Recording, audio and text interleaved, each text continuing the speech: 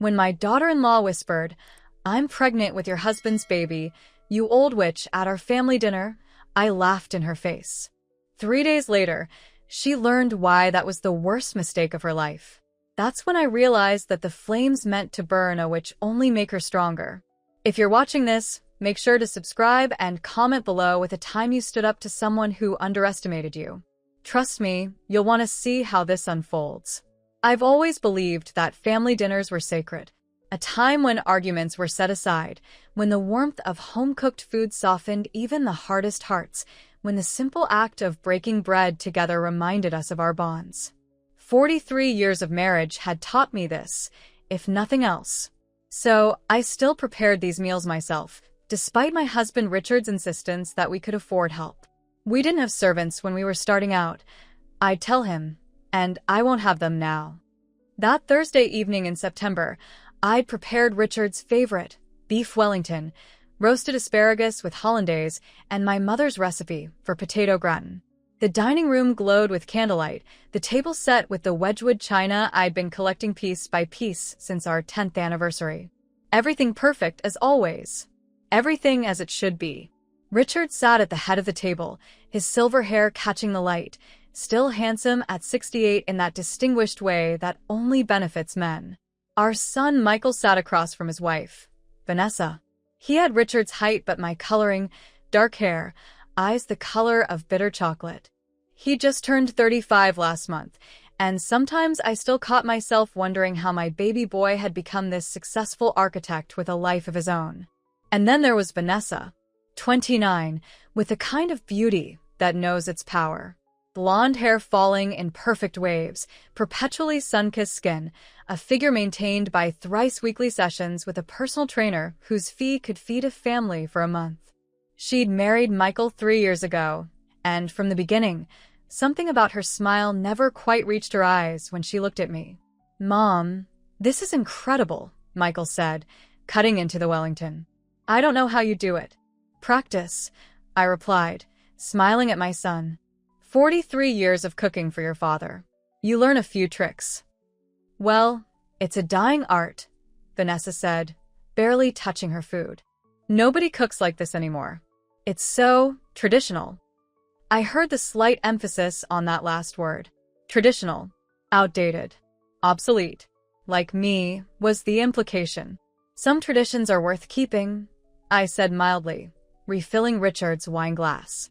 He didn't look up, absorbed in his meal or his thoughts. I couldn't tell which anymore. Once, I could read his every expression. Now, sometimes, he felt like a stranger wearing my husband's face.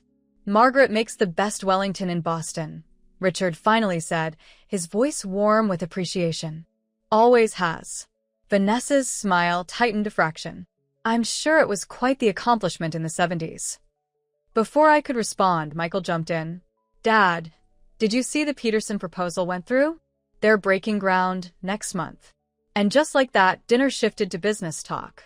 Richard and Michael's architectural firm had been thriving since my son joined 5 years ago, bringing fresh ideas and contemporary vision to complement Richard's established reputation. I listened, smiling at appropriate moments, asking the right questions, playing my part as I always had. Vanessa contributed little, occasionally checking her phone beneath the table, a habit I detested but had given up mentioning. Her boredom was palpable, her disinterest in family matters complete unless they directly benefited her. How Michael didn't see it bewildered me. But love is the most effective blindfold ever invented. As dessert approached, a lemon tart with fresh berries, I rose to clear the main course plates. "Let me help, Margaret," Vanessa said, standing with unexpected graciousness. I was surprised but pleased. Perhaps I'd misjudged her. "Thank you, dear." We gathered plates in silence, carrying them to the kitchen. The men's voices continued in the dining room, something about structural integrity and permit challenges. In the kitchen, I began plating the tart while Vanessa stacked dishes by the sink.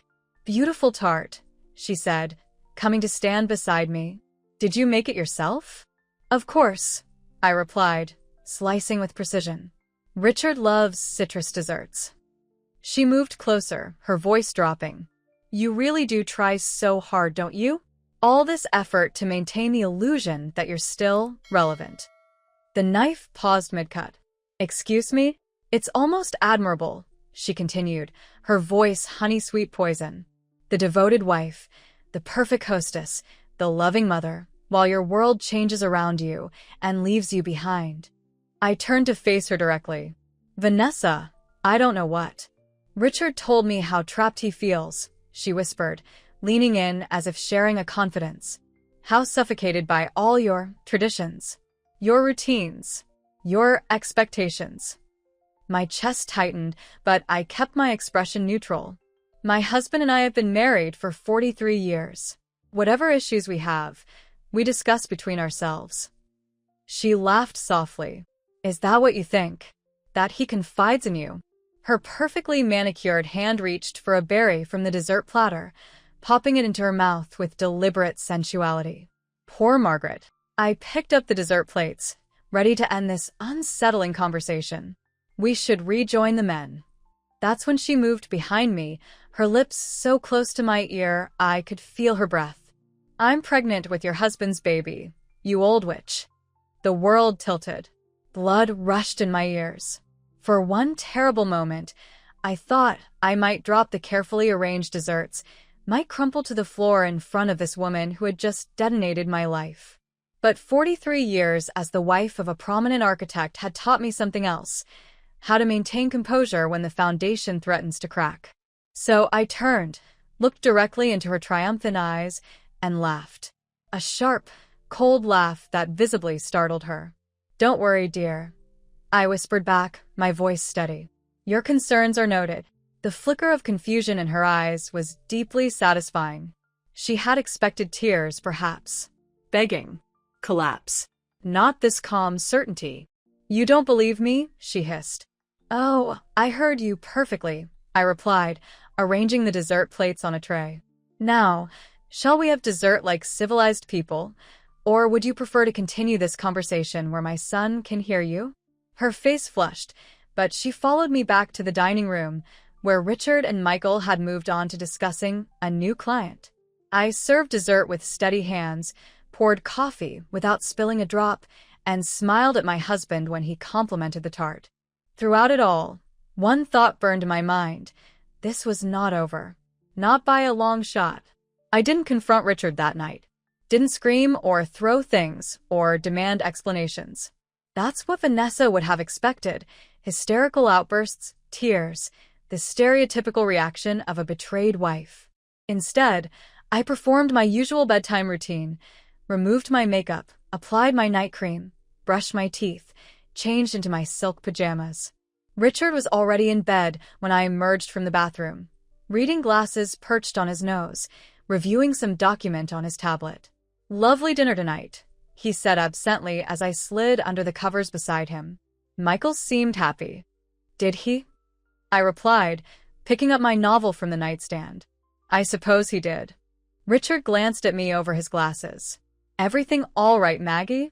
The nickname he'd used since our college days. Once, it had made my heart flutter. Now it felt like a cruel joke. Just tired, I said. Cooking all day takes it out of me. I've told you 100 times we could hire someone. You don't need to. I like cooking, I interrupted, more sharply than intended. Then softer. It gives me purpose. He sighed, returning to his document. If you say so. We read in silence for 20 minutes before he turned off his light, leaned over to kiss my cheek, a perfunctory peck, nothing like the passionate good-night kisses of our youth, and rolled over to sleep. I stared at his back, at the man I'd given my life to, and wondered how much of our marriage had been real. Had he always been unfaithful? Were there others before Vanessa?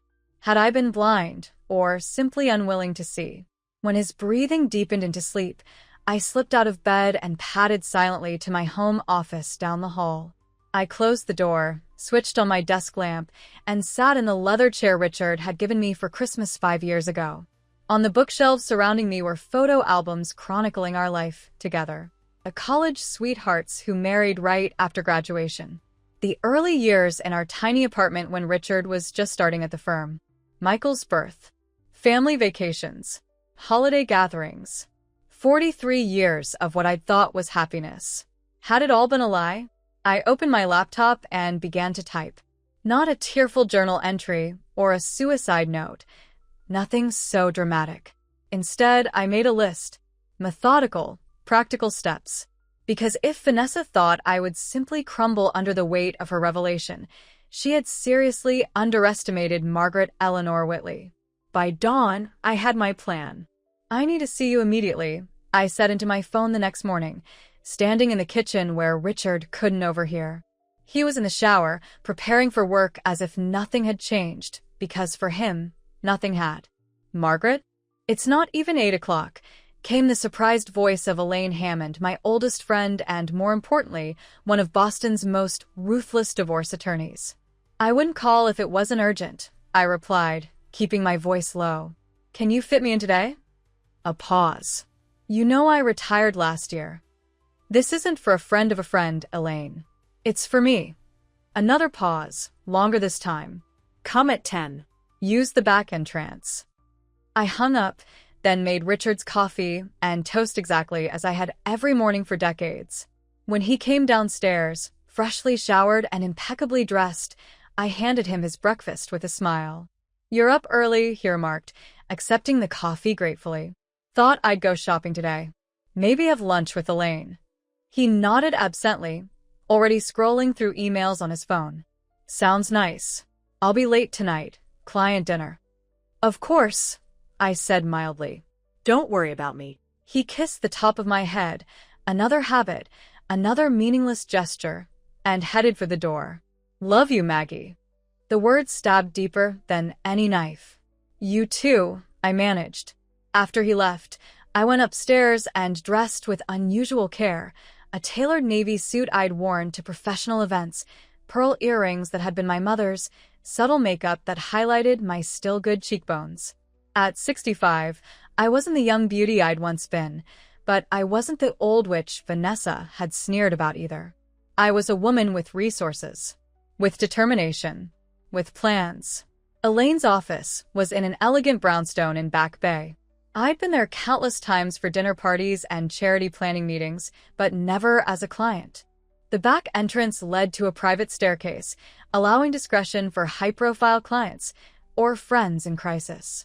She was waiting in her office, silver hair cut in a sleek bob, eyes sharp behind designer glasses. At 68, Elaine Hammond had handled the divorces of politicians, CEOs, and old money Bostonians with such skill that even those she'd fleeced still invited her to their second weddings. "Margaret," she said, rising to embrace me, "you look terrible." I laughed despite myself. Always the charmer. "Honesty, not charm," she corrected, gesturing to a chair. "Now tell me why one of my oldest friends looks like she's about to commit murder." So I told her everything. Vanessa's whispered revelation. My suspicions about my husband and daughter-in-law. The years of growing distance between Richard and me that I'd attributed to normal marital evolution rather than betrayal. Elaine listened without interruption, occasionally making notes. When I finished, she removed her glasses and pinched the bridge of her nose. "And you're certain about this pregnancy claim?" she asked finally. "I'm certain she made it," I replied. "Whether it's true is another matter. If she is pregnant, a paternity test would be definitive. And if she's not, if this is some twisted game," Elaine's eyes narrowed. "Then we find out why she's playing it." For the next 2 hours, we plotted. Elaine may have been retired, but her mind was as sharp as ever. She called in favors from a private investigator she trusted. She outlined financial strategies to protect my assets. She mapped out scenarios for confrontation and resolution. "The key," she said, tapping her pen against her legal pad, "is gathering irrefutable evidence before making any moves. Right now, it's her word against yours. We need facts." "And what about my son?" I asked, the question that had been haunting me since last night. "When do I tell Michael?" Elaine's expression softened slightly. "Not until we know more. Not until we're certain. The damage could be irreparable." I nodded, swallowing past the tightness in my throat. "He loves her." "Love is blind," Elaine said grimly. and sometimes deaf and dumb as well. By the time I left Elaine's office, armed with a plan and the first stirrings of determination, it was nearly 1 o'clock. I decided to walk for a while, needing fresh air and space to think. September in Boston was glorious, leaves just beginning to turn, the harbor sparkling in the distance, students flooding back to the city's many universities. I ended up at the public garden, sitting on a bench near the swan boats, watching tourists and locals enjoy the perfect weather. 43 years ago, Richard had proposed to me not far from this spot. We'd been so young, so certain, so hopelessly in love. Where had that couple gone? When had we become strangers sharing a house, a name, a history, but not a life? My phone rang, startling me from my reverie. Michael's name flashed on the screen. "Mom," he said when I answered. "Are you okay? Dad said you went shopping, but when I tried calling the house." "I'm fine, sweetheart," I assured him. "Just enjoying the beautiful day. I'm at the garden." "Oh." He sounded relieved. "Good." "Listen, Vanessa and I were wondering if you'd like to come to dinner tomorrow night? Dad has that client thing, and we thought it might be nice, just the three of us." My heart clenched. Was this Vanessa's idea? Another opportunity to twist the knife? "That sounds lovely," I heard myself say. "What time?" 7? "And Mom, Vanessa's making her famous risotto. You don't need to bring anything." "Of course not. Heaven forbid I contribute to a meal in their sleek, modernist home where nothing was out of place and nothing felt lived in. I'll be there," I promised, and we said our goodbyes. I sat on that bench for a long time after hanging up, watching a young couple with a toddler feeding the ducks. The mother, barely more than a girl herself, laughed as her child squealed with delight. The father had his arm around her waist, protective and proud. Had Richard and I ever been that happy, that connected? I thought we had, but memory is a fickle thing, easily rewritten by present pain. I stood finally, brushing off my skirt and straightening my shoulders. Whatever the truth was, I would find it, and then I would decide what to do with it. That night, I waited until Richard was asleep before slipping from our bed again. But instead of going to my office, I went to his. The room where he kept his personal files, his correspondence, his secrets, if there were any to find. I hesitated at the door, my hand on the knob. In 43 years of marriage, I had never snooped through my husband's things. Had never felt the need. Trust had been our foundation, or so I believed. But trust, like any foundation, can crack under sufficient pressure. I entered silently, closing the door behind me. Moonlight filtered through the curtains, casting long shadows across Richard's massive mahogany desk. The room smelled of him, subtle cologne, leather-bound books, the slight mustiness of architectural drawings. I didn't turn on the lights. Instead, I used the flashlight on my phone, moving carefully around the space I knew almost as well as my own office. Richard was meticulous about some things, chaotic about others. His filing system had always been comprehensible only to him, a fact that had amused me for decades. Now I cursed it as I carefully examined drawer after drawer, folder after folder. Bank statements, insurance policies, property deeds. Nothing suspicious, nothing hidden. His computer was password protected, and while I knew most of his passwords, this one eluded me. After 3 failed attempts, I gave up, not wanting to trigger any security measures. I was about to admit defeat when I noticed his briefcase in the corner. Richard never went anywhere without it, a beautiful leather attaché case I'd given him for our 20th anniversary. He took it to work every day, brought it home every night. Except tonight, he'd left for his client dinner without it. I knelt beside the case, unlatched it carefully, and began to examine the contents.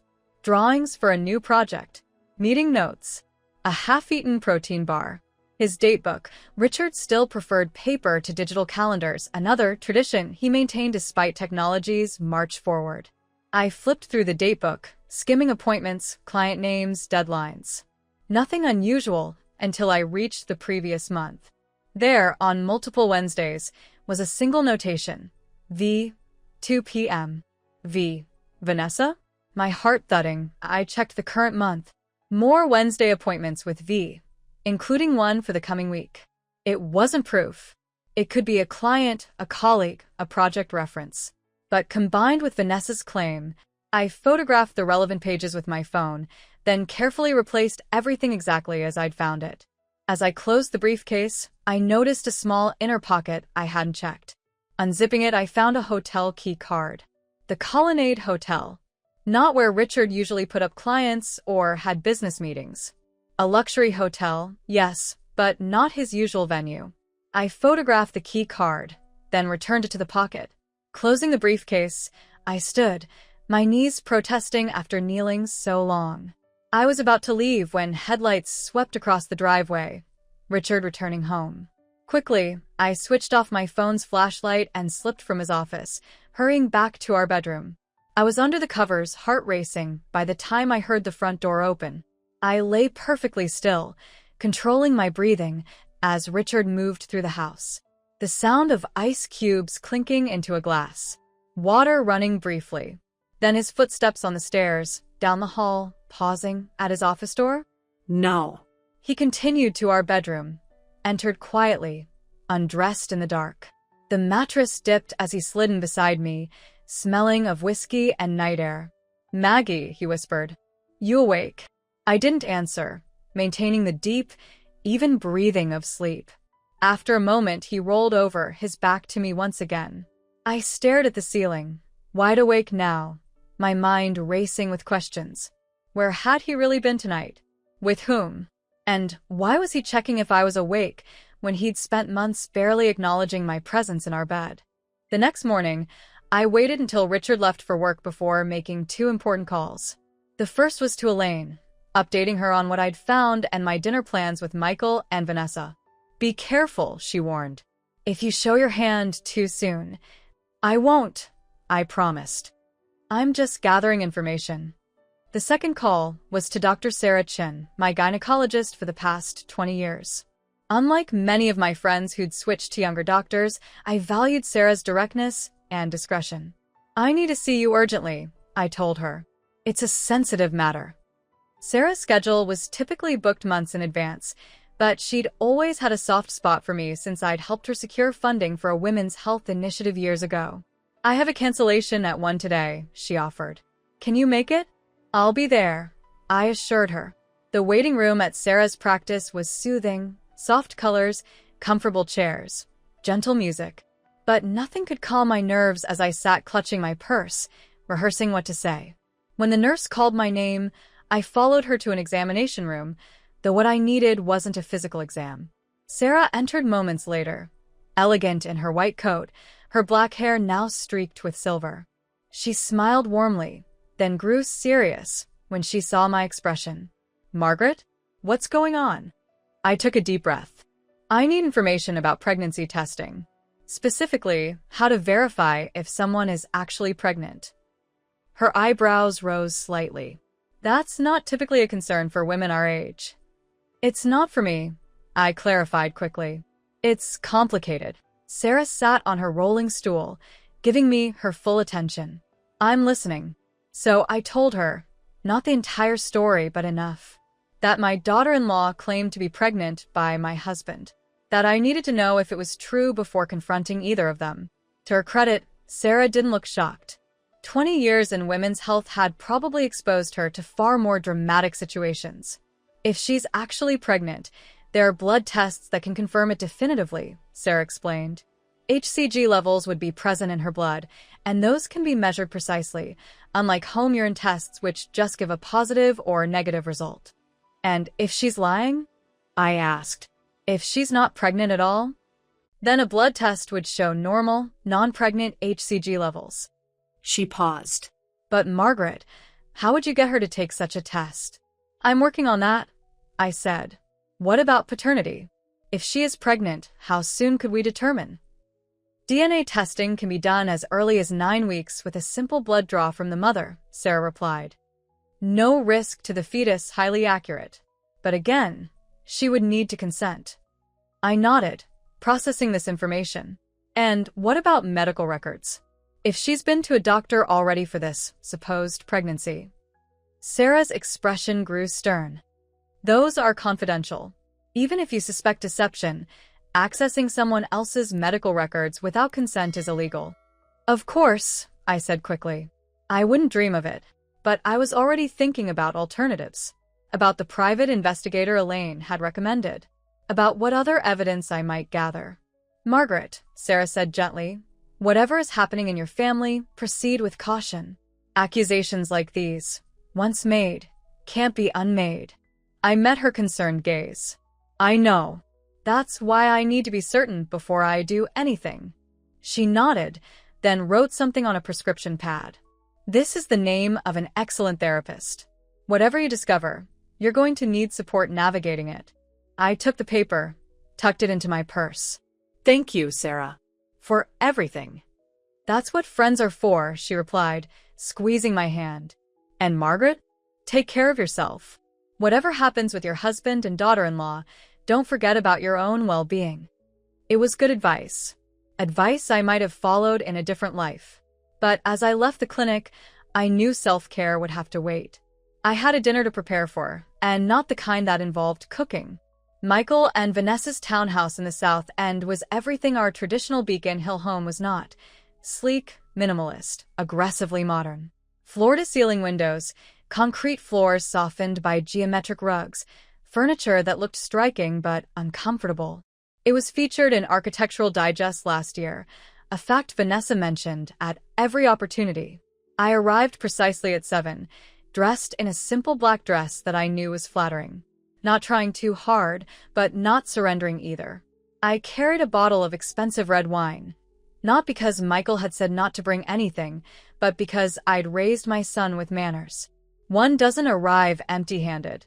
Vanessa opened the door, looking casually perfect in white linen pants and a silk blouse. No visible baby bump, I noticed immediately. But then, if she were newly pregnant, there wouldn't be. Margaret, she said, her smile not reaching her eyes. How lovely. Vanessa, I replied, matching her tone exactly. Thank you for having me. I handed her the wine. A little something to go with dinner. How thoughtful, she said, taking the bottle. Though I won't be drinking, of course. The first shot fired. I smiled blandly. Of course not. Michael appeared from the kitchen, wiping his hands on a dish towel. Mom. Great to see you. He embraced me warmly, and for a moment, I felt like crying. My son. My beautiful, oblivious son. Something smells wonderful, I said instead. Vanessa's mushroom risotto, he said proudly. Wait till you taste it. I can hardly wait, I replied, following them into the open-concept living area where the dining table was already set. Wine, Mom? Michael offered. Vanessa's sticking to sparkling water these days, some new health kick. He winked at his wife fondly. So he didn't know. She hadn't told him about her alleged pregnancy. Not yet, at least. Interesting.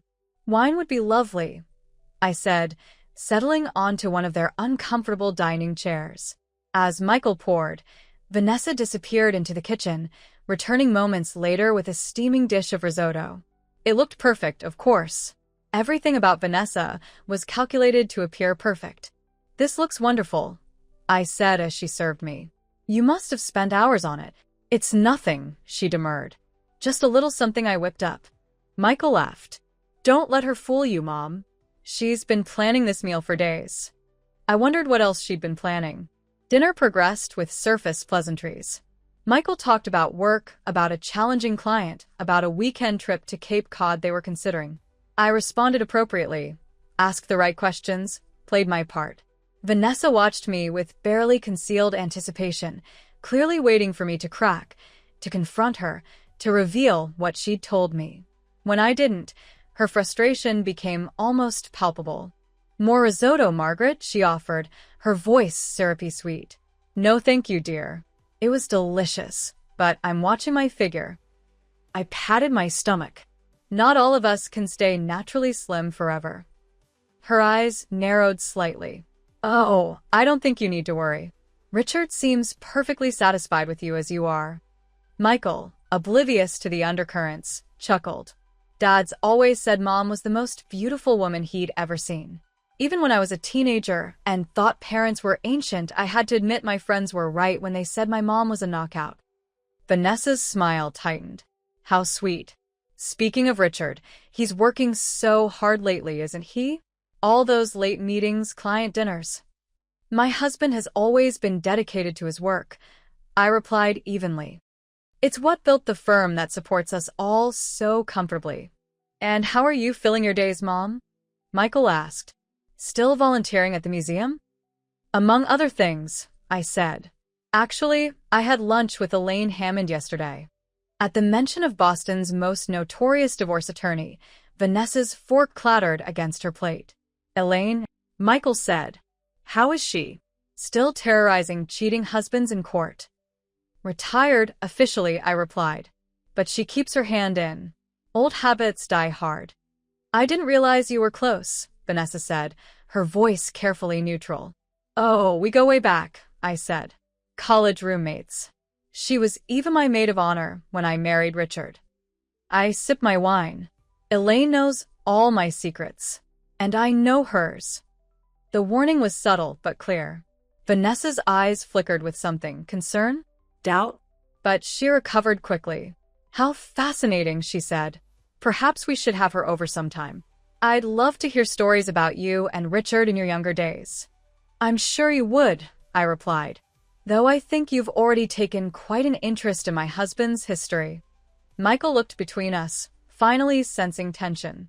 Everything okay? Perfectly fine, Vanessa said quickly. Just girl talk. Why don't you get dessert ready, honey? I made that chocolate thing you love. Sure, he said, still looking puzzled but willing to be distracted by chocolate. He disappeared into the kitchen. The moment he was gone, Vanessa leaned forward. What are you playing at? Me? I said innocently. I'm just enjoying dinner with my son and daughter-in-law. You're the one who seems anxious. If you think you can intimidate me with vague references to your lawyer friend. Oh, there was nothing vague about it, I interrupted softly. Elaine is very specific in her advice, very thorough in her investigations. Her face paled slightly. You wouldn't. Wouldn't what, dear? Tell my son that his wife claims to be carrying his father's child? You're right, I wouldn't. Not without proof. You have no idea what you're dealing with, she hissed. I leaned closer, holding her gaze. No, Vanessa. You have no idea who you're dealing with. You called me an old witch. Perhaps you should be more careful what you wish for. Michael returned then, carrying a chocolate torte that looked like it belonged in a patisserie window. Who wants dessert? It looks divine, I said, sitting back with a pleasant smile. Vanessa, you've outdone yourself. For the rest of the evening, we maintained our charade of familial harmony. Michael remained blissfully unaware of the currents swirling beneath the surface. Vanessa regained her composure, but watched me with new wariness. And I played the role I'd perfected over decades, the supportive mother, the gracious mother-in-law, the woman who had everything under control. Only now, the role had a different purpose. It wasn't about maintaining appearances for society's sake or for family peace. It was about buying time, about gathering evidence, about preparing for the storm I knew was coming. As I hugged my son goodbye at the end of the evening, I held him a moment longer than usual, memorizing the feel of him in my arms. Whatever happened next would change our relationship forever.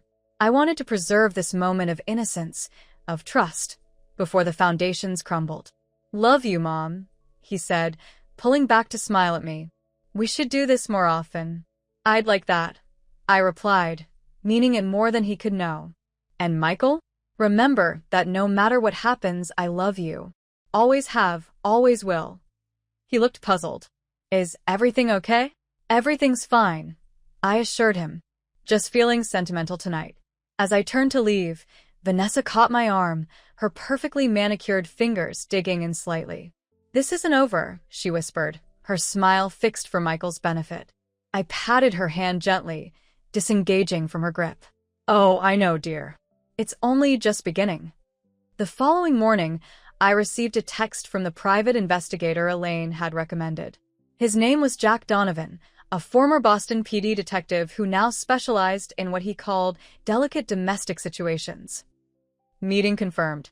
Newton Marriott, 11 Uhr morgens. Room 412.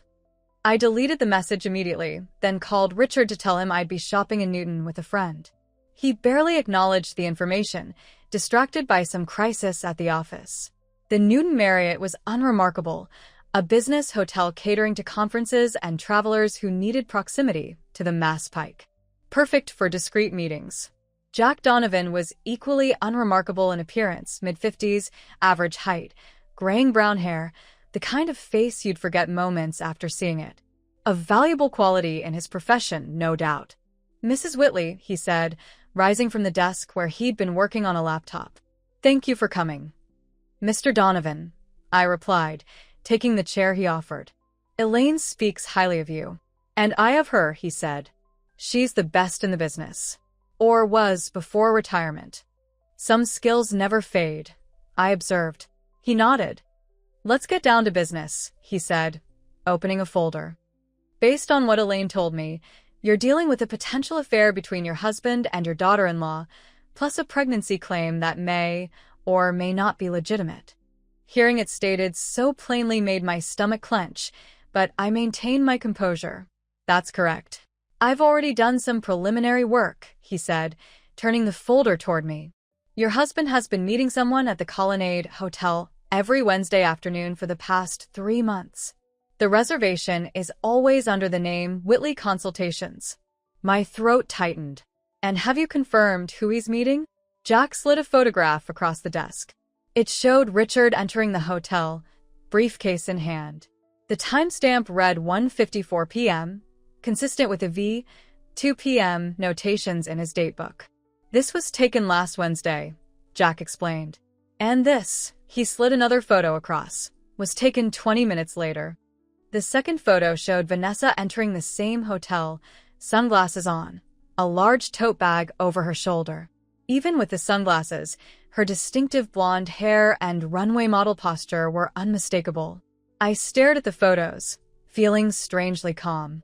Part of me had still been hoping for another explanation, some business reason they might be meeting secretly. But seeing the evidence, the timing, the clandestine nature of it all, the last shreds of doubt withered away. "They stayed for approximately 90 minutes, Jack continued, his voice professionally detached. "Your husband left first, followed by your daughter-in-law 15 minutes later. Different exits." "I see," I said quietly. "And has this been the pattern every Wednesday?" "For the past 3 weeks that I've been monitoring, yes. Before that, I can only confirm through hotel records that Whitley Consultations has booked the same room every Wednesday afternoon for 3 months." I nodded, absorbing this information. "What about the pregnancy claim?" Jack leaned back slightly. "That's trickier.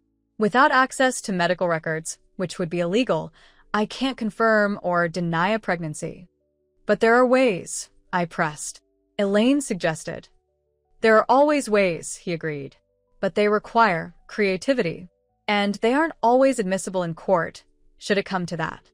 "I'm not concerned about court admissibility at this stage," I said. "I need to know if she's actually pregnant before I decide how to proceed." Jack studied me for a moment, then nodded. "I have a contact at Boston Memorial. If your daughter-in-law has been treated there for pregnancy, we might be able to get confirmation. Not details, just yes or no. And if she hasn't been treated there, then we check other hospitals, clinics. Boston's big, but the medical community is surprisingly small." I considered this. "How long will it take?" "Give me 48 hours, he said. "I should have something by then." "And your fee?" "Elaine's handling that," he replied. "Said to consider it her retirement gift to you." I raised an eyebrow. "That's very generous." "She said you did the same for her when her husband was caught with his secretary in '92. I smiled faintly. Some debts take decades to repay. After finalizing the details with Jack, I left the hotel with the folder of evidence tucked securely in my purse. The photographs felt like they were burning a hole through the leather, their existence changing everything and nothing simultaneously. I now had proof of the affair, but not of the pregnancy. And without knowing if Vanessa was actually carrying Richard's child, or any child at all, I couldn't determine my next move. As I drove home, my mind churned with possibilities. What did Vanessa hope to gain from this betrayal? If she wasn't pregnant, why claim to be? And if she was, what was her endgame? Divorce me, marry Richard, secure a larger portion of the Whitley fortune than she'd get as merely Michael's wife? The thought of my son, my beautiful, trusting son, made my chest ache. How could I protect him from this devastation? Or was it already too late? I was so lost in these thoughts that I almost missed the familiar car parked in front of our house when I returned. A sleek silver Mercedes, Vanessa's car. What was she doing at my home in the middle of a workday? I parked down the street, out of sight, and sat watching my own house like some amateur spy. 10 minutes later, the front door opened and Richard emerged, followed by Vanessa. They stood close on the porch, talking intently.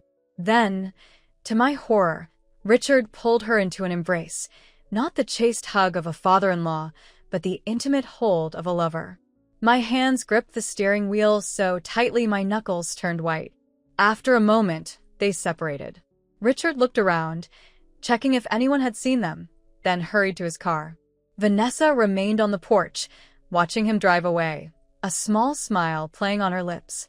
Only when Richard's car had disappeared around the corner did she descend the steps and walk to her own vehicle.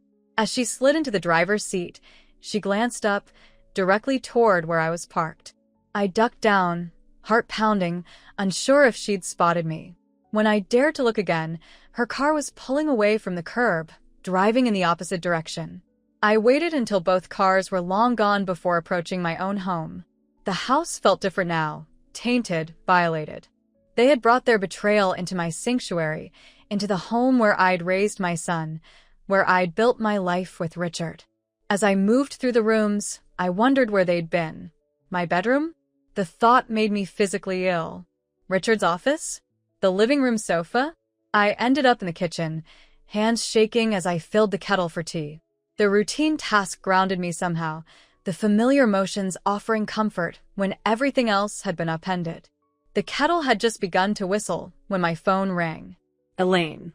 "I've been trying to reach you," she said without preamble. "Where have you been?" "Meeting with your detective," I replied, turning off the burner. Then sitting in my car watching my husband and daughter-in-law emerge from my house after what I can only assume was a mid-afternoon tryst. Silence on the line. Then, "Jesus, Margaret. Indeed. Are you okay?" I considered the question. Was I okay? My husband of 43 years was having an affair with our son's wife. I'd just watched them embrace on my front porch. I was plotting with a private investigator and a retired divorce attorney. "I'm surprisingly functional," I said finally. "What did you need?" "I've been going through your financial documents," she said. "The ones you sent me yesterday? And I found something interesting." I poured hot water over a tea bag, watching the color seep outward. "Go on." "There have been regular withdrawals from your joint account for the past 6 months. Nothing huge, 5,000 here, 8,000 there, but it adds up. Over 80,000 total." I frowned. That's not unusual.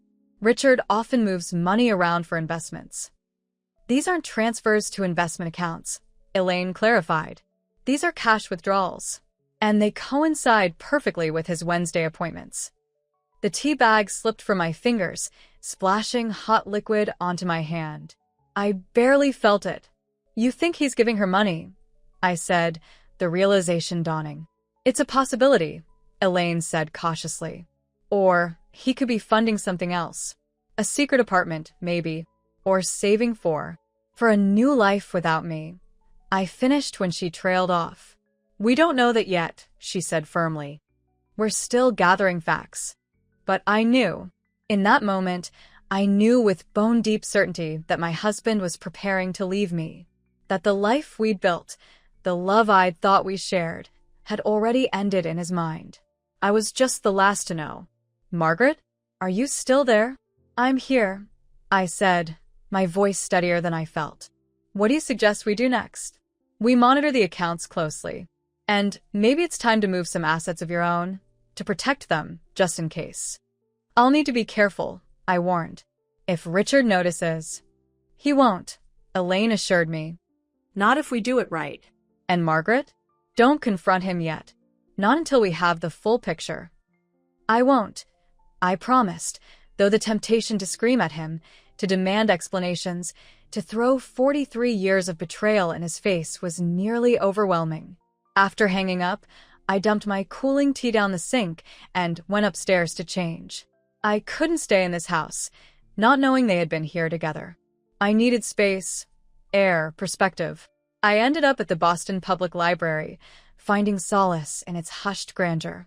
Surrounded by books, by knowledge accumulated over centuries, my personal crisis seemed smaller somehow, more manageable. I chose a quiet corner of the reading room and pulled out a notebook, not to write in, but to organize my thoughts, to plan my next steps. I was just beginning to make notes when my phone vibrated with a text. Unknown number. It's Jack. Call when you can. Have info. My heart raced as I gathered my things and hurried outside to call him. What did you find? I asked the moment he answered. Your daughter-in-law has not been treated for pregnancy at any major Boston hospital or affiliated clinic, he said without preamble. You're sure? As sure as I can be without accessing actual records, he confirmed. My contacts are reliable. If she's receiving prenatal care, it's either at a private practice that doesn't report to the main hospital systems, or she's not pregnant at all. I finished. That would be my guess, Jack agreed. But there's something else. While checking the medical angle, I ran a standard background on her. Something interesting came up. I moved to a more private corner of the library's exterior courtyard. What did you find? Before she was Vanessa Whitley, she was Vanessa Martinez. And before that, she was Vanessa Doyle. 3 marriages in 7 years, all to wealthy, established men. And all ending when the men discovered irregularities. What kind of irregularities? I asked, though I could already guess. Financial ones mainly. Money missing. Secret accounts. And in the case of husband number 2, a pregnancy claim that turned out to be false. The world seemed to tilt beneath my feet. I gripped the stone railing of the courtyard for support. Are you saying she's done this before? That this is some kind of pattern? Looks that way, Jack confirmed. I'm still digging, but the preliminary evidence suggests your daughter-in-law has a history of what we might politely call strategic relationships with wealthy men. And my son? Where does he fit into this pattern? A pause. Based on what I've found so far, he's just a stepping stone, a way to access the real target. Richard, I said, and the Whitley fortune. Exactly. Your husband's firm is valued at what? 60 million? Plus personal assets, real estate, investments. We're talking serious money. The kind of money that attracts serious predators. I closed my eyes, absorbing this revelation. My son wasn't just being betrayed. He had been targeted from the beginning. A pawn in Vanessa's larger game. I need documentation, I said finally. Everything you can find on her previous marriages, divorces, financial dealings. Especially the false pregnancy claim. I'm already on it, Jack assured me. Should have a complete file for you by tomorrow. Make it tonight, I insisted. This can't wait. After hanging up, I remained in the courtyard, watching pigeons peck at crumbs between the flagstones. My mind was racing, connecting dots, formulating plans. Vanessa wasn't just having an affair with Richard, she was running a con. A sophisticated, long-term con targeting the Whitley family fortune. And both my husband and son had fallen for it. Richard, at least, had the excuse of ego and midlife crisis. What middle-aged man wouldn't be flattered by the attentions of a beautiful young woman? But he was still culpable, still a willing participant in the destruction of our family. As for Michael, my heart ached for my son. He had truly loved Vanessa, had believed in their marriage. Finding out the truth would devastate him. Unless a new thought formed, crystallizing with surprising clarity. What if Michael never had to know the full extent of the betrayal? What if I could expose Vanessa's true nature without revealing Richard's infidelity? It would require careful planning, perfect timing, and a level of manipulation I'd never attempted. But if it saved my son from the double blow of betrayal by both his wife and father, I left the library with renewed purpose, a strategy taking shape in my mind. By the time I arrived home, I knew exactly what I needed to do. Richard was already there, in the kitchen fixing himself a drink. He looked up when I entered, his expression guarded. "Where have you been all day?" he asked, trying to sound casual. "I tried calling earlier." "Shopping in Newton, like I told you this morning," I replied smoothly. "Then the library." My phone must have been on silent. He nodded, not quite meeting my eyes. "Find anything good?" "Shopping, I mean."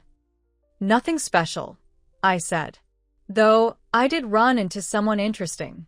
His hand paused, the whiskey bottle hovering over his glass. "Oh, an old colleague of yours. Martin Donaldson? He asked about you." Richard relaxed visibly, returning to pouring his drink.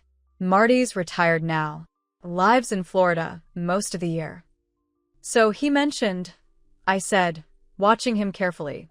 "He also mentioned running into you and Vanessa at the Four Seasons last month. Said you were having quite an animated lunch discussion." The whiskey sloshed over the rim of his glass. Just slightly, but enough to confirm my suspicion. There had been no such encounter. Martin Donaldson had indeed retired to Florida years ago, and as far as I knew, hadn't been back to Boston since.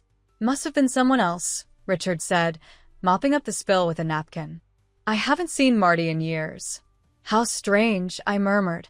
He was so certain. Richard's phone buzzed on the counter. He glanced at it, then quickly turned it face down. "Probably Michael," he said unconvincingly. "He's been texting about some client issue all day." "On a Saturday?" I raised an eyebrow. He must be taking after his father. All work, no rest. Richard downed half his whiskey in one swallow. "I'm going to work in my office for a while. Don't wait up for dinner." I watched him retreat, guilt radiating from his hunched shoulders. Once he was gone, I allowed myself a small, grim smile. The pieces were falling into place. Now I just needed the final elements to complete my plan. Sunday morning arrived with the kind of pristine September beauty that had always made me love New England. Crisp air, golden sunlight, leaves just beginning their transformation. Under different circumstances, Richard and I might have gone for a drive along the coast, stopped for lunch at one of our favorite seaside restaurants. Instead, I was meeting Jack Donovan in the parking lot of a Dunkin' Donuts off the Mass Pike, like a character in some cheap spy novel. He was waiting in his nondescript sedan, a thick manila envelope on the passenger seat. I slid into the car, the leather cold against my legs despite the sunshine. "Everything I could find," he said, handing me the envelope.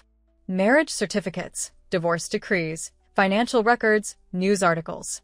Even a police report from Chicago where husband number 2 filed charges for theft after their divorce. They were dropped eventually, probably paid her off to go away quietly."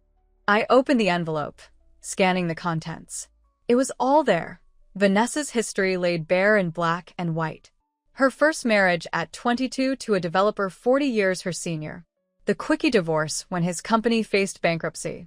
Her second marriage to a Chicago hedge fund manager. The pregnancy claim. The messy divorce when he discovered she'd been systematically draining their accounts. And now Michael, my son. The third stepping stone in her path to what she really wanted, the Whitley fortune. "What about the money Richard's been withdrawing?" I asked, looking up from the papers. "Any trace of where it's going?" Jack shook his head. "Cash is hard to track. But given the pattern, it's likely going to her, either directly or to fund something for their future plans." I nodded, continuing to flip through the documents. "And her medical history? Any confirmation about the current pregnancy claim?" "Nothing definitive," he admitted. "But given her history in Chicago, faking a pregnancy to pressure husband number 2 into a larger settlement, it's reasonable to assume she's using the same playbook here." "She told me Richard was the father," I said quietly. "Not that she was trying to pass it off as Michael's." Jack's eyebrows rose. "That's a new twist. Usually, these types try to secure their position by claiming the current husband is the father, hoping for child support in the divorce." "Vanessa isn't usual," I replied. "She's telling me it's Richard's to hurt me, to destabilize me. She wants me out of the picture entirely, so she can have both the son's name and the father's money, Jack concluded. Bold strategy. She underestimated who she's dealing with, I said, closing the envelope and tucking it into my purse. Thank you for this. It's exactly what I needed. What will you do now? He asked. I smiled thinly. Set a trap. And wait for her to walk right into it. The trap required preparation. First, I called Elaine to update her on what I'd learned and to finalize the financial maneuvers we discussed. Next, I visited my bank, not the one Richard and I shared accounts at, but a smaller institution where I'd maintained a private account since before our marriage. There, I made arrangements that would prove critical in the days ahead. By the time I returned home, it was mid-afternoon. Richard was out at the office, he claimed, though I now doubted everything he told me. It gave me the privacy I needed for the next phase of my plan. I went to Richard's office, no longer hesitant about invading his space. This time, I wasn't looking for evidence of betrayal. I already had that. I was looking for something specific, his business laptop. Richard wasn't particularly tech-savvy. Despite running a modern architectural firm, he relied heavily on his assistant and junior partners for anything requiring more than basic computer skills. It was one of the reasons Michael had become so valuable to the firm. He brought the digital expertise Richard lacked. It also meant Richard's password security was predictable. I found the laptop in his briefcase and powered it on, trying the most likely combinations. Our anniversary? No. Michael's birthday? No. The year the firm was founded? Yes. I was in. I wasn't interested in his emails or documents. Those were a means to an end. What I needed was access to the firm's financial portal, where all major accounts were managed. As a founding partner, Richard had the highest level of access. And I knew he kept the login information saved because he complained about having to reset it whenever updates cleared his stored passwords. Sure enough, when I navigated to the portal and clicked login, his credentials auto-filled. One click later, I was looking at the complete financial picture of Whitley and Associates architectural design. I didn't touch anything, didn't transfer funds, or alter records. I simply took screenshots of key accounts, noting balances, recent transactions, and authorized signatories. Then I logged out, closed the laptop, and returned it exactly as I'd found it. Next, I called Michael. "Mom," he answered, sounding surprised. "Everything okay?" "Everything's fine," I assured him. "I was just wondering if you and Vanessa might join us for dinner tomorrow night. It's been too long since we had a proper family meal." "Tomorrow?" He hesitated. "Let me check with Vanessa. I think she mentioned something about plans." I heard muffled conversation. Then Michael returned to the phone. "Actually, we're free. What time?" 7, I said. "And Michael? Tell Vanessa I'm making her favorite dessert." A complete fabrication. I had no idea what her favorite dessert was, nor did I care. "That's really nice, Mom," he said, sounding touched. "I'll tell her. See you tomorrow." My next call was to Sarah Chun. "I need one more favor," I said when she answered. "Margaret." She sounded concerned. "Have you found out more about the situation?" "More than I ever wanted to know," I replied grimly. "But I need medical documentation, something official-looking that states conclusively whether someone is pregnant or not." A long pause. "Margaret, I can't falsify medical records. That would be unethical and illegal." "I'm not asking you to falsify anything," I clarified quickly. "I'm asking for a template, a blank form that shows what such documentation would look like. The rest I can handle myself." Another pause. "This is dangerous territory, Margaret. If you're planning what I think you are..." "I'm planning to expose a con artist before she destroys my family," I said firmly. "Nothing more, nothing less." Sarah sighed. "I can't send you anything official, but I can tell you that standard HCG test results would include the patient's name, date of birth, date of test, HCG levels, and reference ranges for both pregnant and non-pregnant individuals. Anything beyond that would require medical expertise I can't provide."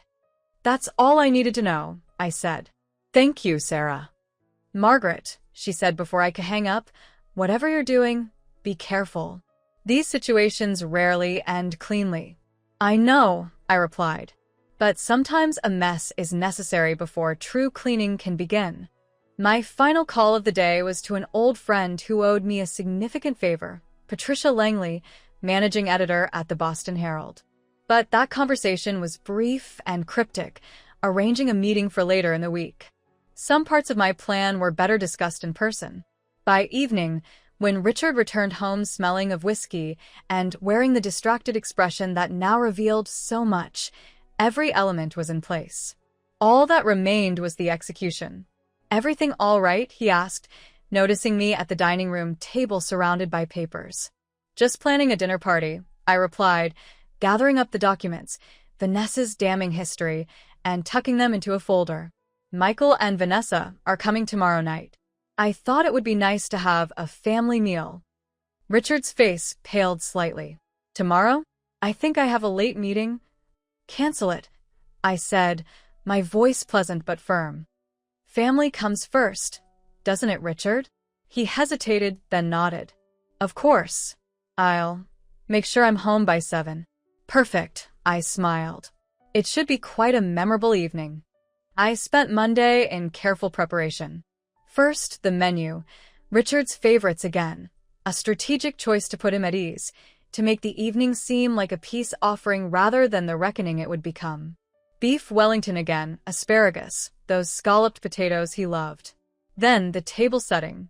Our best china, crystal glasses, silver candlesticks. The formal dining room arrangement we used for special occasions. Everything perfect, everything proper. A stage set for the final act. While the Wellington marinated, I finalized the documents I would need. Using Sarah's description as a guide, I created what appeared to be official medical test results, complete with hospital letterhead, showing definitively that Vanessa Martinez Whitley was not pregnant. The HCG levels were well within the non-pregnant range, the date recent. Next to that, I arranged the evidence of her previous marriages, divorces, and financial schemes. The Chicago police report detailing her theft allegations. The divorce decree from husband number 2, which specifically mentioned the fraudulent pregnancy claim. Newspaper clippings about the bankruptcy that ended her first marriage, conveniently timed just as assets were being liquidated. And finally, printouts of the firm's financial records showing the cash withdrawals Richard had been making, all on Wednesdays, all coinciding with their hotel meetings. I placed everything in separate labeled folders, arranged in the order I would need them. Then I tucked them into a drawer in the dining room sideboard, easily accessible during dinner. By 6 o'clock, everything was ready.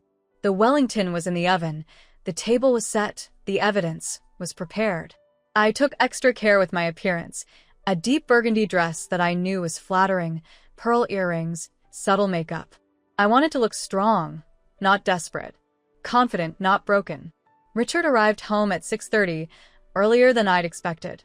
He looked nervous, tugging at his tie as he entered the kitchen. "Something smells wonderful," he said, attempting normalcy. "Your favorite," I replied, checking the vegetables. "I thought we could all use a nice family dinner." He poured himself a drink, his third this week before dinner, I noted distantly. "Maggie, about tomorrow, about my Wednesday appointment." I turned to face him, spatula in hand. "Yes." He swallowed hard. "I'm thinking of canceling it. In fact, I might clear my Wednesday afternoons entirely from now on." Was this guilt? Fear? A sudden attack of conscience? Whatever it was too little, too late. "That's entirely up to you, Richard," I said mildly. "Your schedule is your business." He looked relieved at my casual response, missing the irony entirely. Right. "Well, I should change before they arrive." At precisely 7, the doorbell rang. I smoothed my dress, took a deep breath, and went to welcome my son and his wife into what would be the most important dinner party of our lives. Michael hugged me warmly, as always. Vanessa air-kissed my cheek, her eyes calculating despite her smile. She was wearing white again, a fitted dress that showcased her figure. No sign of a baby bump, real or imagined.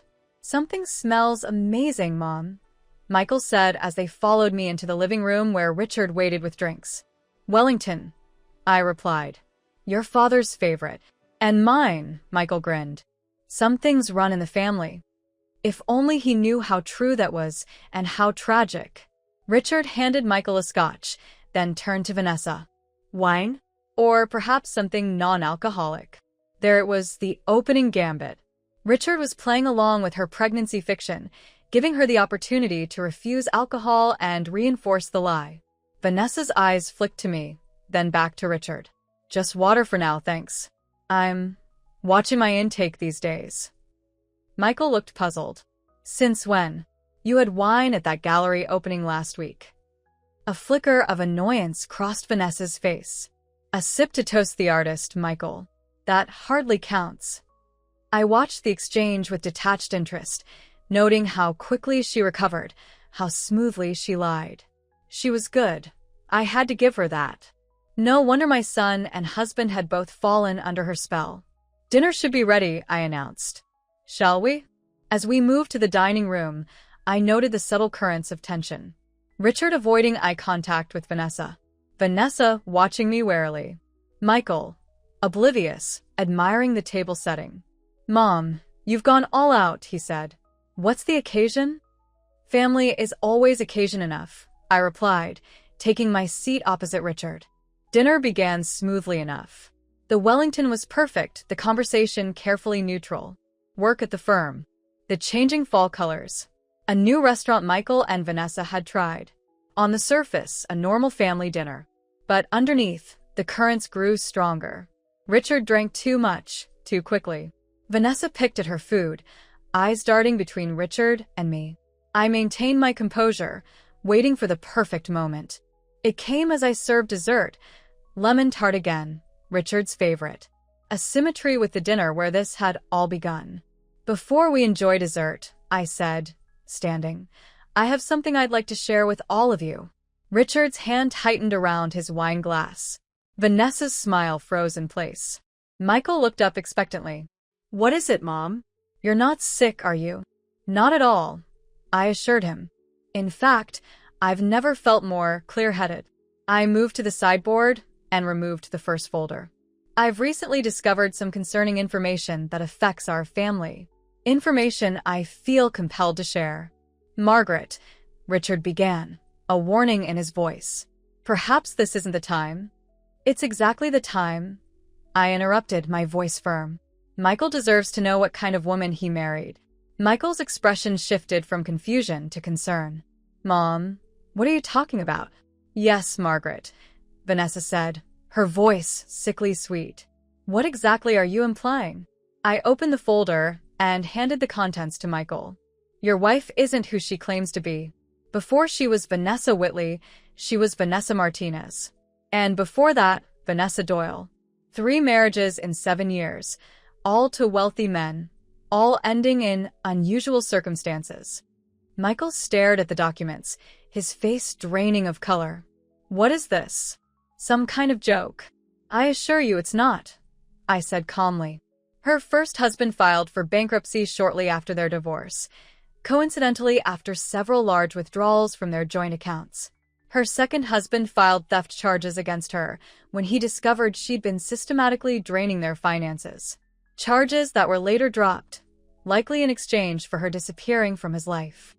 This is ridiculous, Vanessa snapped, her composure cracking. Michael, she's making this up because she can't stand that you married someone younger, someone who doesn't bow to her every whim. Am I making up the police report? I asked, pointing to the Chicago PD letterhead. Or the divorce decree that specifically mentions your false pregnancy claim with husband number 2. The same tactic you're attempting now.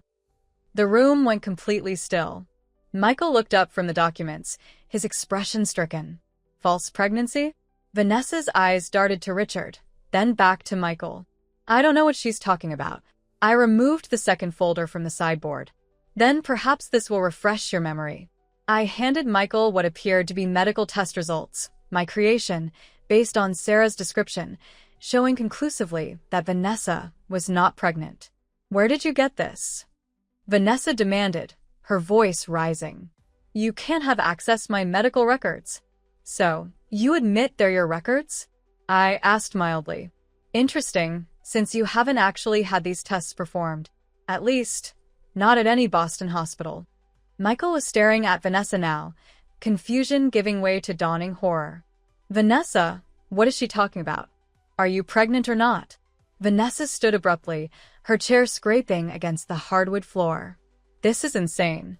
I don't have to sit here and be accused by a bitter old woman who can't accept that her time has passed. Sit down, I said, my voice like steel. We're not finished. To my mild surprise, she obeyed, though her eyes burned with hatred. I turned to Richard, who sat ashen-faced, clutching his wine glass like a lifeline. Would you like to explain the Wednesday appointments, Richard? Or shall I? He swallowed hard. Margaret, please. Every Wednesday afternoon for the past 3 months, I continued, addressing Michael directly. Your father and your wife, meeting at the Colonnade Hotel. Room reserved under Whitley Consultations. Always for exactly 90 minutes.